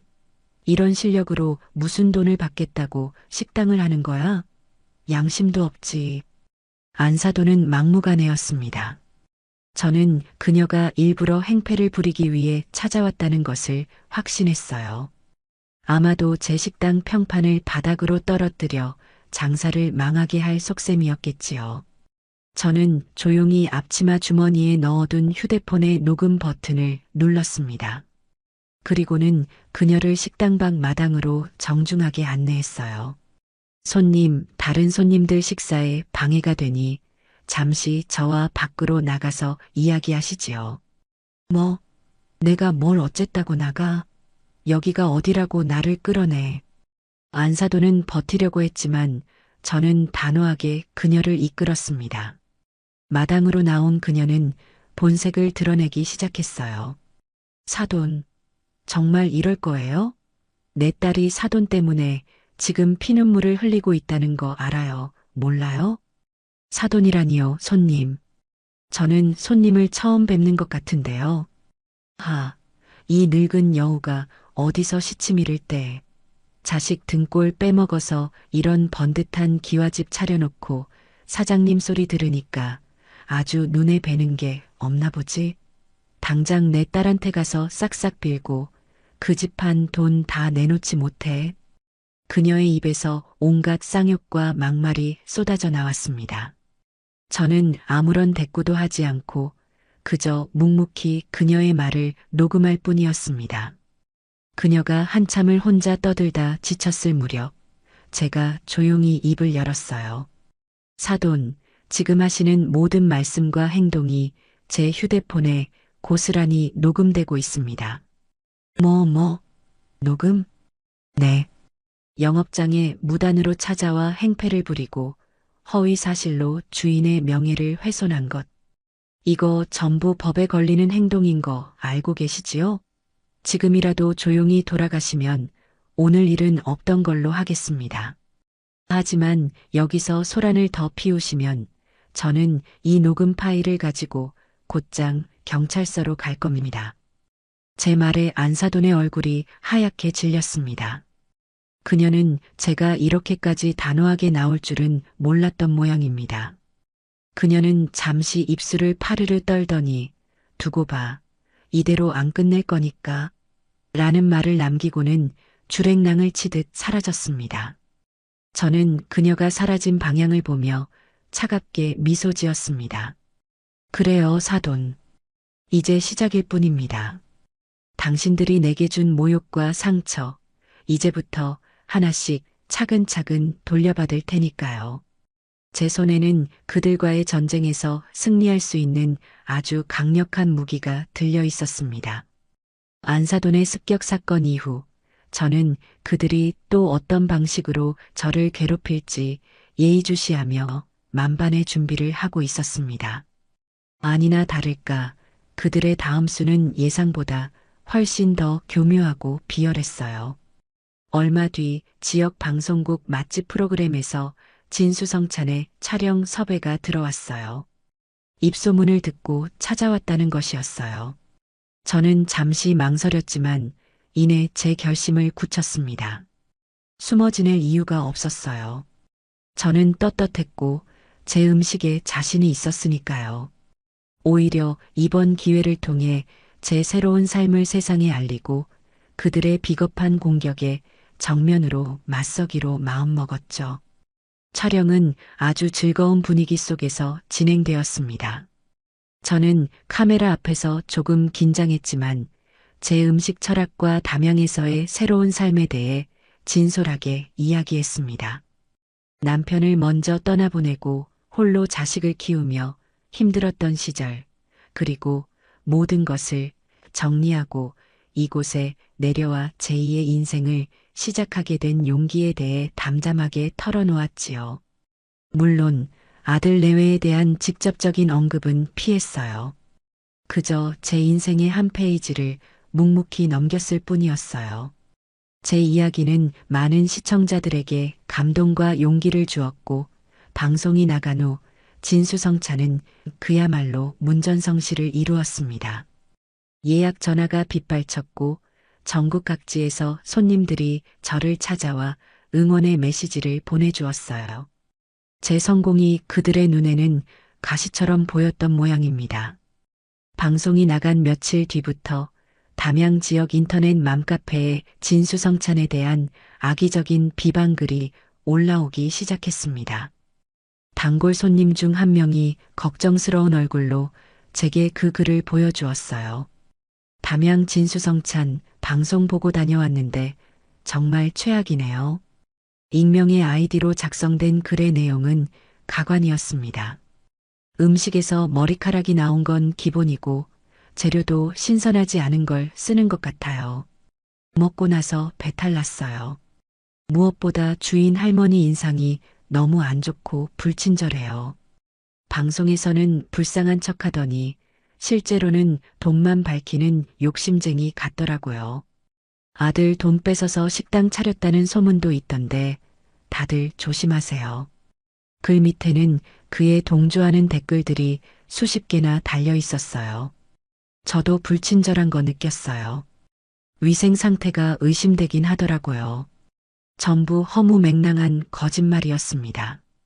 글을 쓴 아이디와 댓글을 단 아이디 몇 개를 추적해보니 모두 최근에 가입한 유령 아이디였어요. 며느리 강나은과 안사돈의 비열한 짓이라는 것을 직감할 수 있었습니다. 그들은 제 식당을 망하게 하기 위해 있지도 않은 사실을 꾸며내 여론을 조작하고 있었던 겁니다. 저는 분노로 온몸이 떨렸지만 그들처럼 감정적으로 대응하지 않았습니다. 대신 조용하고 차분하게 반격을 준비했어요. 우선 맘카페에 올라온 모든 비방글과 댓글들을 하나도 빠짐없이 캡처해서 증거로 모았어요. 그리고 그동안 제가 수집해왔던 다른 증거들을 함께 챙겼습니다. 며느리의 SNS에 올라와 있던 시댁 스트레스 게시물 캡처, 그리고 얼마 전 안사돈이 식당에 찾아와 행패를 부렸을 때 녹음해 두었던 파일까지 모든 증거를 파일 하나에 가지런히 정리한 저는 수소문 끝에 광주에서 가장 유능하다는 변호사를 찾아갔습니다. 변호사 사무실에 무거운 문을 열고 들어서는 순간 조금 떨렸지만 저는 마음을 굳게 먹었습니다. 변호사는 제 이야기를 잠자코 듣고 제가 내민 증거 파일들을 꼼꼼하게 검토했어요. 그의 표정은 시간이 지날수록 점점 더 심각해졌어요. 모든 검토를 마친 변호사가 안경을 고쳤으며 입을 열었습니다. 어머님, 그동안 마음고생이 정말 심으셨겠습니다. 그런데 이제 걱정하지 않으셔도 됩니다. 변호사님, 이길 수 있을까요? 이기는 수준이 아닙니다. 어머님, 이건 무조건 이기는 싸움입니다. 증거가 너무나 명백하고 확실합니다. 며느님과 사돈께서 저지른 행동은 명백한 명예훼손이자 허위사실 유포를 통한 영업방해, 그리고 모욕죄에 해당합니다. 저희가 아주 제대로 법의 무서움을 알려드릴 수 있습니다. 변호사의 확신에 찬 목소리에 제 마음속에 남아있던 마지막 불안감마저 눈 녹듯이 사라졌어요. 저는 그 자리에서 변호사에게 사건을 위임하는 계약서에 서명했습니다. 며느리와 안사돈, 그리고 그들을 방관한 제 아들에게 법의 이름으로 된 고소장이 날아갈 것이었습니다. 이것은 단순한 복수가 아니었어요. 제 명예와 제 소중한 인생 이막을 지키기 위한 정당한 싸움의 시작이었습니다. 변호사 사무실을 나오는 제 발걸음은 그 어느 때보다 가볍고 단단했어요. 법이라는 것은 감정에 휘둘리지 않기에 더 무서운 법이지요. 제가 보낸 두툼한 고소장은 정확히 일주일 뒤 서울에 있는 그들의 안식처라고 믿었던 아파트에 도착해 그들이 쌓아 올린 위선과 거짓의 성벽을 단숨에 무너뜨리기 시작했습니다. 우편함에 꽂힌 법원 등기를 발견했을 때 며느리 나은이의 표정이 어땠을지는 상상하고도 남음이 있었습니다. 아마 그녀는 대수롭지 않게 서류를 뜯어보다가 피고소인 강나은, 박순자라는 글자와 함께 명예훼손 및 영업방해라는 죄목을 보고는 그대로 얼어붙었을 겁니다. 곧이어 안사돈에게서 불이 나게 전화가 걸려왔겠지요. 나은아, 너도 이거 받았니? 이게 다 뭐냐? 그 늙은이가 정말 우리를 고소했어. 세상에 미쳐도 곱게 미쳐야지. 엄마, 나 지금 손이 다 떨려서 말을 못하겠어. 여기 적힌 거 봐. 우리가 맘카페에 올린 글이랑 엄마가 식당 가서 한 말, 그거 다 증거로 제출했대.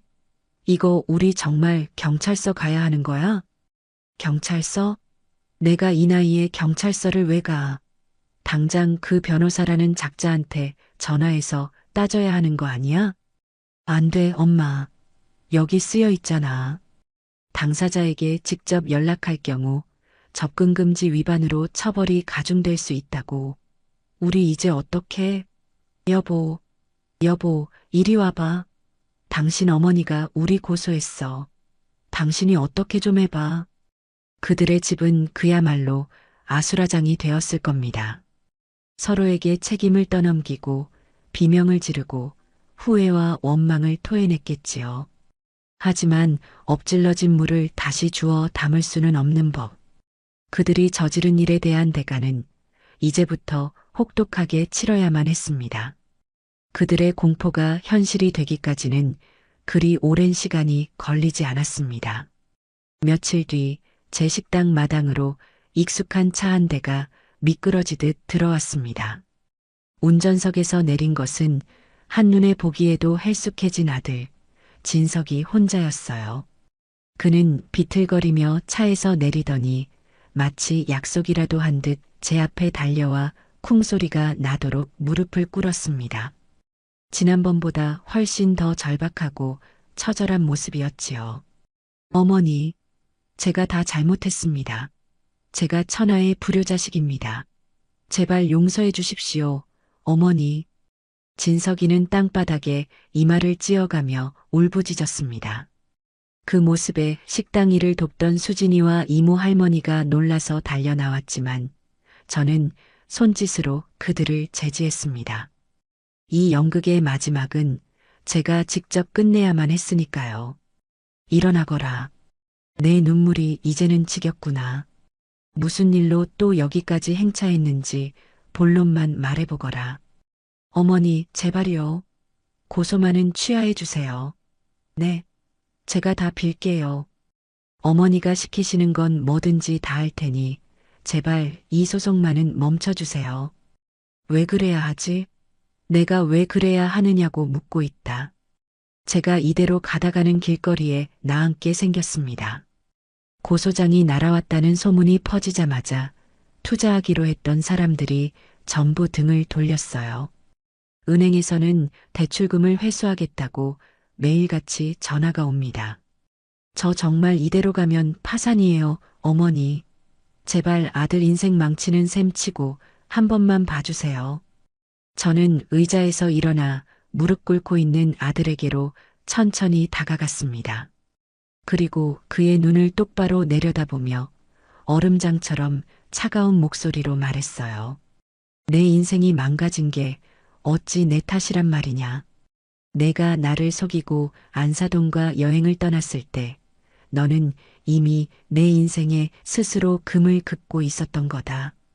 내가 내 아비의 유품을 전당포에 맡겼을 때 너는 이미 내 영혼을 팔아넘긴 것이었고, 그리고 내 아내와 장모가 내 식당에 와서 행패를 부리고 있지도 않은 거짓말로 내 명예를 더럽힐 때 너는 애비라는 작자가 되어서 그걸 방관하고 동조했지.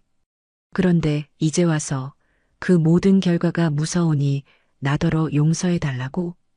제 말 한마디 한마디가 비수가 되어 아들의 가슴에 꽂혔을 겁니다.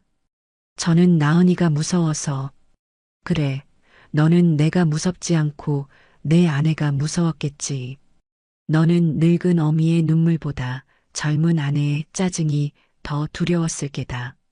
그게 바로 너의 선택이었다, 진서가. 그러니 이제 와서 내게 어머니 노릇을 해달라고 조르지 마라. 나는 더 이상 내 어미가 아니다. 저는 싸늘하게 말을 마치고 돌아섰습니다. 진석이는 제 바짓가랑이라도 붙잡을 것처럼 필사적으로 제 등 뒤에 대고 애원했습니다. 어머니, 그럼 저더러 정말 죽으라는 말씀이세요. 나은이도 장모님도 매일같이 저만 탓해요. 집안은 엉망이고 빚쟁이들은 문 밖에서 소리치고 제가 정말 미쳐버릴 것 같아요. 제발 저 좀 살려주세요. 그의 마지막 절규에 저는 걸음을 멈추고 뒤를 돌아보았습니다. 살려달라? 너는 내 인생의 주인이다. 죽고 사는 것 또한 내가 결정하는 것이지 내가 해줄 수 있는 것이 아니야. 다만 한 가지는 알려주마. 내가 지금 겪고 있는 그 고통이 지난 수십 년간 내가 너희를 위해 참고 인내해왔던 삶의 무게와 아주 비슷하다는 것을. 이제부터라도 그 무게를 내 어깨에 지고 내 발로 일어서는 법을 배워라. 그게 내가 인간답게 살 수 있는 유일한 길이다. 돌아가서 내 변호사와 이야기하거라. 제 말을 끝으로 저는 식당 안으로 들어가 문을 닫아버렸습니다. 진석이는 한참을 더 마당에서 짐승처럼 울부짖었지만 식당 안에 그 누구도 그를 동정하지 않았습니다. 한편 변호사는 계획대로 맘카페에 모든 증거 자료를 첨부한 공식 입장문을 게시했습니다. 파장은 상상 이상이었습니다. 녹취록에 담긴 안사돈의 천박한 막말과 며느리가 SNS에 올렸던 가식적인 글들이 만천하에 공개되자 그들을 옹호하던 마지막 한 줌의 여론마저 완전히 돌아섰습니다. 분노한 회원들은 자발적으로 그들의 신상을 파헤쳤고 나은이의 직장과 안사돈이 다니던 성당, 심지어 진석이의 회사까지 알려지며 그들은 사회적으로 완전히 고립되었습니다. 엎친 데 덮친 격으로 진석이의 사업은 결국 최종 부도 처리가 되었습니다. 채권자들이 아파트에 들이닥쳐 가구마다 빨간 압류 딱지를 붙였고 그들이 그토록 자랑스러워하던 강남의 아파트는 결국 법원 경매 물건으로 넘어가 헐값에 팔려나갔다는 소식을 전해 들었습니다. 그들이 쌓아 올렸던 위선과 탐욕의 성이 그렇게 한순간에 와르르 무너져 내리고 있었습니다. 저는 그 모든 소식을 담담하게 들으며 그저 모든 것이 제자리로 돌아가고 있을 뿐이라고 생각했습니다. 정의는 때로 더디게 올지라도 반드시 온다는 것을 저는 믿고 있었습니다. 그렇게 법적인 절차가 진행되고 그들의 삶이 송두리째 흔들리고 있던 어느 가을날 오후였습니다. 저는 마당에서 다가올 김장철을 대비해 갓 수확한 배추를 다듬고 있었어요. 고요한 시골 마을의 정적을 깨고 식당 대문이 조심스럽게 열리더니 낯익은 얼굴에 작은 아이 하나가 고개를 쑥 내밀었습니다. 제 하나뿐인 손주였어요. 뽀얀 볼살은 어디로 가고 반쪽이 된 얼굴에 불안한 기색이 역력했습니다. 서울에서 이곳 담양까지 그 먼 길을 혼자 온 모양이었습니다. 저는 너무 놀라 손에 들고 있던 배추를 떨어뜨리고 아이에게 달려갔습니다. 세상에, 우리 강아지. 이게 누구야? 네가 어떻게 여기까지 혼자 왔어? 아빠 엄마한테 말도 안 하고. 저는 아이를 와락 끌어안았습니다. 제 품이 그리웠는지 아이는 제 허리를 꼭 껴안고는 와앙하고 울음을 터뜨렸어요. 어깨를 들썩이며 한참을 서럽게 울던 아이는 눈물 콧물 범벅이 된 얼굴로 저를 올려다보며 말했습니다. 할머니 보고 싶었어요.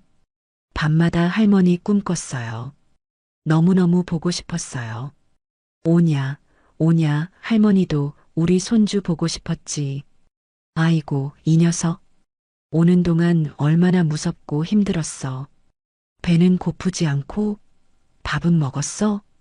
저는 아이의 손을 잡고 안으로 들어왔습니다.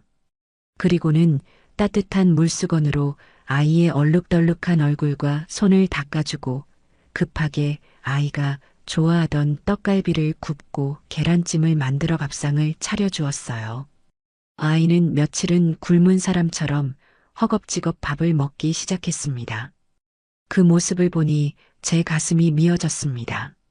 아이의 밥 먹는 모습만 봐도 그 집안 사정이 어떤지 훤히 보였으니까요. 아이가 어느 정도 배를 채우고 나서야 저는 조심스럽게 아이의 옆에 앉아 머리를 쓰다듬으며 물었습니다. 아빠 엄마한테는 말하고 온 거니? 할머니한테 온다고 이야기했어?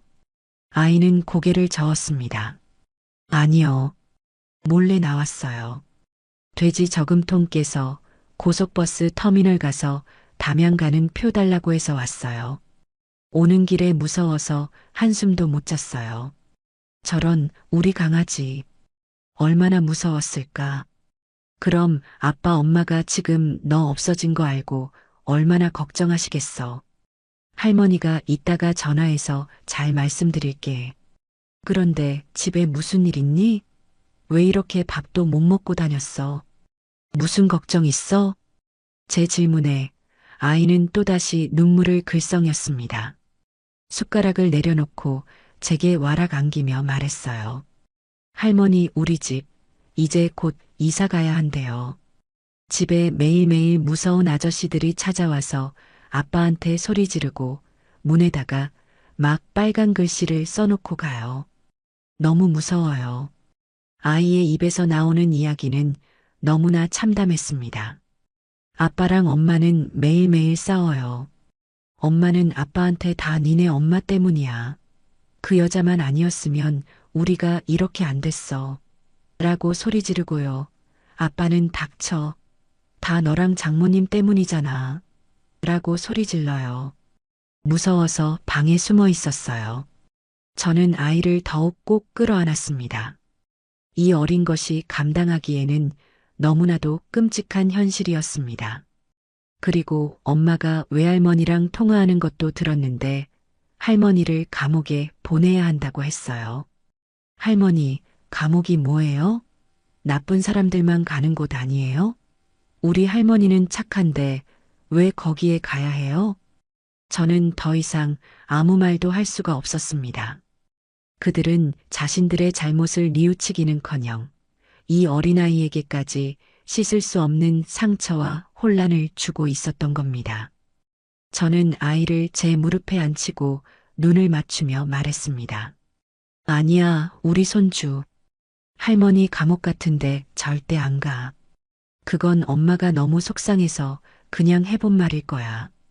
그리고 지금 너희 집에 일어나는 일들, 그거 전부 우리 강아지 잘못 아니야. 하늘만큼 땅만큼 티끌만큼도 너 때문 아니야. 절대로 너 때문이라고 생각하면 안 돼. 할머니랑 약속할 수 있지? 정말요? 정말 내 잘못 아니에요? 그럼 정말이지. 이건 전부 어른들이 잘못해서 생긴 일이야. 그러니까 우리 손주는 아무 걱정하지 말고 밥 잘 먹고 학교 잘 다니고 씩씩하게 잘 크기만 하면 돼. 할머니가 우리 손주 세상 끝까지 지켜줄게. 저는 한참 동안 아이를 다독여 주었습니다. 아이는 제 품에 안겨서야 안심이 되는지 긴장이 풀려 스르르 잠이 들었어요. 잠든 아이의 얼굴을 보며 저는 마음속으로 굳게 다짐했습니다. 이 아이만큼은 저 더러운 진흙탕 속에서 반드시 지켜내고 올바르게 자랄 수 있도록 제가 버팀목이 되어 주어야겠다고. 아이가 잠든 사이 저는 아들 진석이에게 전화를 걸었습니다. 제 번호를 보자마자 칼같이 전화를 받는 목소리는 잔뜩 잠겨 있었어요. 여보세요? 어머니. 나다. 애 아빠. 소리 지르지 말고 들어. 지금 내 아들 담양 내 식당에 와 있다. 네, 그 녀석이 거기까지 어떻게... 어머니, 죄송해요. 저희가 정신이 없어서 애를... 됐고, 애가 얼마나 불안에 떨고 있는지 너는 애비라는 작자가 알기나 하니? 너희들 싸움에, 너희들 실패에 애까지 끌어들이지 마라. 그건 인간으로서 할 수 있는 가장 비겁하고 추악한 짓이야. 제 말에 아들은 아무 대답도 하지 못했습니다. 애는 오늘 내가 데리고 자고 내일 아침 첫 차로 올려보낼 테니 터미널로 마중 나와. 그리고 앞으로 이렇게 되기 전에 애한테 무슨 일 생기면 나한테 먼저 연락해. 그리고 한 가지 더. 앞으로 애 보고 싶으면 너희 허락받지 않고 내가 직접 보러 가든지 오라고 할 테니 그렇게 알아라. 너희는 더 이상 내 손주를 힘들게 할 자격도 독점할 자격도 없다. 저는 제 할 말만 하고 전화를 끊어버렸습니다. 그날 밤 저는 손주를 제 옆에 눕히고 꼭 안고 잠이 들었습니다. 제 품에서 새근새근 잠든 아이의 따뜻한 온기를 느끼며 저는 수만 가지 생각에 잠겼습니다. 비록 아들과의 인연은 끊어냈지만 이 아이와의 인연은 절대 놓을 수 없다고.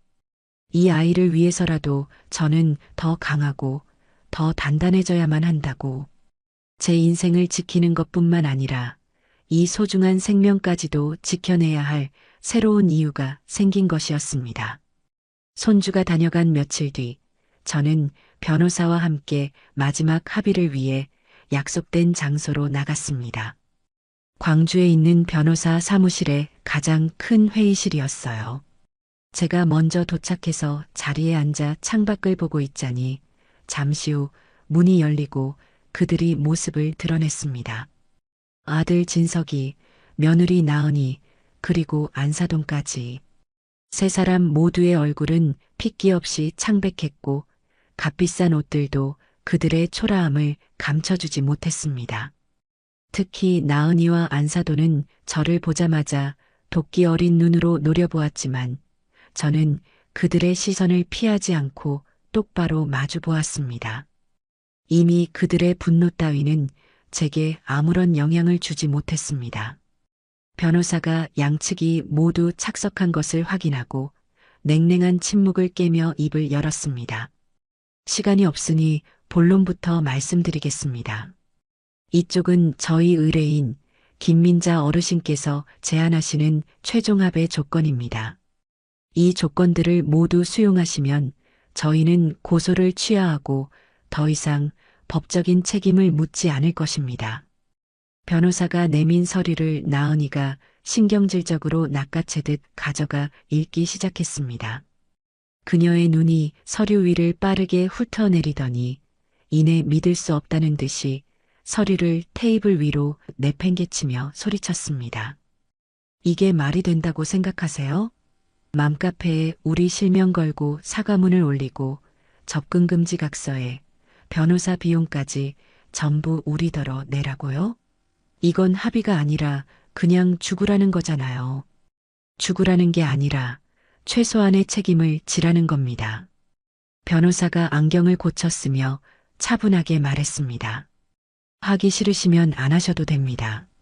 저희는 예정대로 민형사상 소송을 끝까지 진행할 겁니다. 물론 그렇게 되면 강나은 씨와 박순자 씨께서는 나란히 벌금형이나 죄질에 따라서는 집행유예까지도 선고받으실 수 있습니다. 아시겠지만 집행유예도 엄연한 전과 기록입니다. 두 분 인생에 빨간 줄이 그어지는 겁니다. 변호사의 말에 안사돈이 자리를 박차고 일어나며 소리쳤습니다. 아니, 이보쇼, 변호사 양반. 우리가 뭘 그렇게 죽을 죄를 지었다고 전과자까지 돼야 한단 말이오? 사돈, 우리가 정말 남보다도 못한 사이요? 어떻게 우리 사이에 이렇게까지 피도 눈물도 없이 굴 수가 있어? 정말 너무하네, 너무해. 안사돈이 저를 향해 원망을 쏟아내자 저는 조용히 고개를 들어 그녀를 바라보며 말했습니다. 사돈, 그 입 함부로 놀리지 마시지요. 피도 눈물도 없는 게 누군데요? 사돈께서는 제 식당에 찾아와 늙은 여운이 자식 등골 빼먹는 년이니 하며 온갖 욕설을 퍼부으셨지요. 그때 사돈 얼굴에 피와 눈물이 있었습니까? 아니면 그저 저를 짓밟으려는 증오만 가득했습니까? 그건 그때 내가 너무 화가 나서. 그리고 너 아가. 저는 고개를 돌려 며느리를 보았습니다. 너는 내게 어머니라고 부르면서 뒤에서는 나를 시댁 스트레스의 근원이라고 했지. 내가 해준 음식을 맛없고 짜다고 비웃었고 내가 사준 손주 옷을 촌스럽다고 타박했어. 심지어 아프다는 거짓말까지 해가며 나를 기만했지. 그게 너와 나 사이의 진심이었겠지. 내가 틀렸니? 제 말에 나은이와 안사도는 아무 대답도 하지 못했습니다. 그저 분한 듯 입술만 깨물고 있었지요. 그때 내내 고개를 숙이고 있던 아들 진석이가 떨리는 목소리로 입을 열었습니다. 어머니, 저희가 다 잘못했습니다. 그 조건 전부 다 받아들이겠습니다. 사과문도 올리고 각서도 쓰고 비용도 저희가 다 책임지겠습니다. 그러니 제발 여기서 멈춰주세요. 아들의 말에 나은이가 기겁하며 소리쳤습니다. 여보, 당신 지금 제정신이야? 저걸 어떻게 다 받아들여. 저런 굴욕적인 짓을 하느니 차라리 내가 벌금을 내고 말지. 닥쳐, 닥치라고. 진석이가 처음으로 나은이에게 소리를 질렀습니다. 다 너랑 장모님 때문이잖아. 당신들만 아니었으면 일이 이 지경까지 오지도 않았어. 나 진짜 당신들 때문에 내 인생 다 망쳤다고. 전과자까지 될 수는 없어. 그냥 하라면 해. 그들은 제 앞에서 서로를 탓하며 추하게 싸우기 시작했습니다. 저는 그 광경을 더는 보고 싶지 않아 자리에서 일어났습니다. 이야기는 다 끝난 것 같구나. 서류에 서명하고 변호사님께 전달하도록 해라. 그럼 나는 이만 가보겠다. 제가 회의실을 나가려던 순간 진석이가 다급하게 저를 불렀습니다. 어머니, 잠시만요. 마지막으로 정말 드릴 말씀이 있습니다. 저는 걸음을 멈추고 그를 돌아보았습니다. 그는 제게 다가와 거의 울먹이는 목소리로 말했어요. 어머니, 저희 이제 곧 경기도에 있는 작은 빌라로 이사가요. 제가 앞으로 정말 죽었다고 생각하고 열심히 살아서 다시 자리 잡고 사람답게 살게 되면 그때는 저희를 다시 자식으로 받아주실 수 있을까요? 아들의 마지막 질문에 저는 잠시 눈을 감았습니다. 그리고 제 인생에서 가장 단호하고도 슬픈 마지막 인사를 건넸습니다. 진석아, 이제 정말 모든 게 끝이다. 너는 내 아내와 내 장모를 선택했고 그 결과에 대한 책임을 지는 법을 이제부터 배우도록 해라.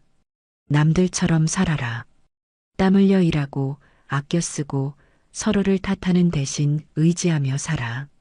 너희가 그동안 잊고 살았던 평범한 사람들이 사는 방식이다. 그게 내가 해야 할 일이다. 다시는 내 인생에 나타나지 마라. 너희들끼리 잘 사는 모습을 보여주는 것. 그게 내가 내게 할 수 있는 내 인생 처음이자 마지막 효도다. 저는 그 말을 남기고 뒤도 돌아보지 않은 채 회의실을 빠져나왔습니다. 문이 닫히는 순간 등 뒤에서 아들의 무너지는 듯한 흐느낌이 희미하게 들려왔지만 저는 더 이상 흔들리지 않았습니다. 제 인생에 질기고 아팠던 한 장이 그렇게 완전히 넘어가는 순간이었습니다. 그들로부터 마지막 합의서에 서명을 받아낸 지 어느덧 1년이라는 시간이 흘렀습니다. 제 삶에는 참으로 많은 변화가 있었어요. 처음에는 소박한 밥집으로 시작했던 진수성차는 이제 담양을 대표하는 명소 중 하나가 되었습니다. 제철 식재료를 사용한 건강한 음식과 제 삶의 이야기가 담긴 공간은 많은 사람들에게 위로와 휴식을 주었고 주말에는 한두 달 전에 예약하지 않으면 자리를 잡기 힘들 정도로 유명해졌습니다. 저는 단순히 음식을 파는 것에서 더 나아가 매주 주말마다 어머니의 레시피라는 이름으로 작은 요리 교실을 열기 시작했습니다. 서울에서 온 젊은 세댁들부터 저처럼 제2의 인생을 꿈꾸는 중년 여성들, 심지어는 은퇴 후 아내에게 맛있는 밥상을 차려주고 싶다는 중년의 신사분들까지 많은 사람들이 제 요리 교실을 찾아와 음식 만드는 법을 배우고 서로의 삶을 나누는 사랑방이 되었지요. 선생님, 저 선생님 덕분에 남편한테 처음으로 칭찬받았어요. 잡채가 이렇게 맛있는 음식인 줄 몰랐대요. 어머니, 저는 어머니처럼 씩씩하게 사는 게 꿈이에요. 저도 언젠가는 저만의 진수성찬을 차릴 수 있겠죠? 사람들과 웃고 떠들며 음식을 만드는 동안 제 마음의 마지막 그늘마저 거치는 기분이었습니다. 수진이는 이제 어엿한 매니저가 되어 예약 관리부터 손님 응대까지 척척 해냈고, 옆집 이모 할머니는 여전히 매일 아침 싱싱한 채소를 가져다 주시며 저의 건강을 챙겨주셨습니다. 저는 더 이상 외롭지 않았어요. 피를 나누지는 않았지만 피보다 더 진한 정을 나누는 새로운 가족들이 제 곁에 늘 함께 했으니까요. 서울에서 들려오는 소식은 아주 가끔 먼 친척을 통해 전해 들었습니다. 아들 내외는 경기도 외곽의 작은 빌라로 이사 갔다고 해요. 진석이는 파산 신청을 한 뒤 지인의 소개로 작은 중소기업에 취직해 월급쟁이 생활을 시작했고, 평생 손에 물 한 방울 묻히지 않던 며느리 나은이도 마트 계산원으로 일하며 맞벌이를 하고 있다는 소식이었습니다. 얼마 전에는 친척 중 한 명이 길에서 우연히 나은이를 봤는데 화장기 없는 얼굴에 수수한 옷차림으로 장바구니를 들고 있더랍니다. 예전에 화려하고 도도하던 모습은 온데간데 없었다고 해요. 안사도는 충격으로 몸져 누웠다가 지금은 딸의 집에서 손주를 돌봐주며 조용히 지내고 있다고 들었습니다. 그들의 소식을 전해 들을 때마다 제 마음이 아주 편안하지만은 않았습니다. 하지만 그것이 동정이나 연민은 아니었어요. 그저 스스로 선택한 삶의 결과를 책임지며 살아가는 그들의 모습을 멀리서 지켜볼 뿐이었습니다. 손주는 방학 때마다 꼬박꼬박 저를 찾아왔습니다. 이제는 제법 청소년의 티가 나는 아이는 올 때마다 훌쩍 큰 키로 저를 놀라게 했습니다. 아이는 더 이상 집안의 어두운 이야기를 하지 않았어요. 대신 학교에서 있었던 재미있는 일, 새로 사귄 친구 이야기, 그리고 장래 희망에 대한 부푼 꿈들을 제잘제잘 들려주었습니다. 저는 그런 아이를 위해 세상에서 가장 맛있는 밥상을 차려주고 함께 읍내 찻집에 가서 데이트를 하기도 했습니다. 아이가 제 곁에서 밝고 건강하게 자라주고 있다는 사실이 제게는 가장 큰 기쁨이자 위안이었습니다. 어느덧 또다시 가을이 찾아왔습니다. 저는 그날도 요리 교실을 마치고 툇마루에 앉아 붉게 물들어가는 저녁 노을을 바라보고 있었습니다. 마당에는 코스모스가 한들거리고 부엌에서는 수진이가 저녁을 준비하며 콧노래를 흥얼거리는 소리가 들려왔어요. 제 무릎 위에는 손주가 할머니, 용돈 아껴서 샀어요 라며 내민 따끈한 군고구마가 놓여 있었지요. 저는 주머니에서 남편의 낡은 시계를 꺼내 들었습니다. 아들에게서 되찾아온 그 시계는 이제 제 부엌 한쪽 벽에 걸려 저의 새로운 시간을 묵묵히 새겨주고 있었어요. 저는 시계를 부드럽게 쓰다듬으며 하늘을 향해 나지막이 속삭였습니다. 여보, 나 잘 살고 있죠? 당신이 내 옆에 있었더라면 얼마나 좋았을까 싶다가도 한편으로는 당신이 이 모든 꼴을 보지 않아서 다행이라는 생각도 들어요. 나 이제 정말 괜찮아요. 수십 년 만에 처음으로 오롯이 나 자신으로 살고 있어요. 비로소 내 인생의 주인이 된 것 같아요. 참으로 맛있는 내 인생의 진수성찬입니다.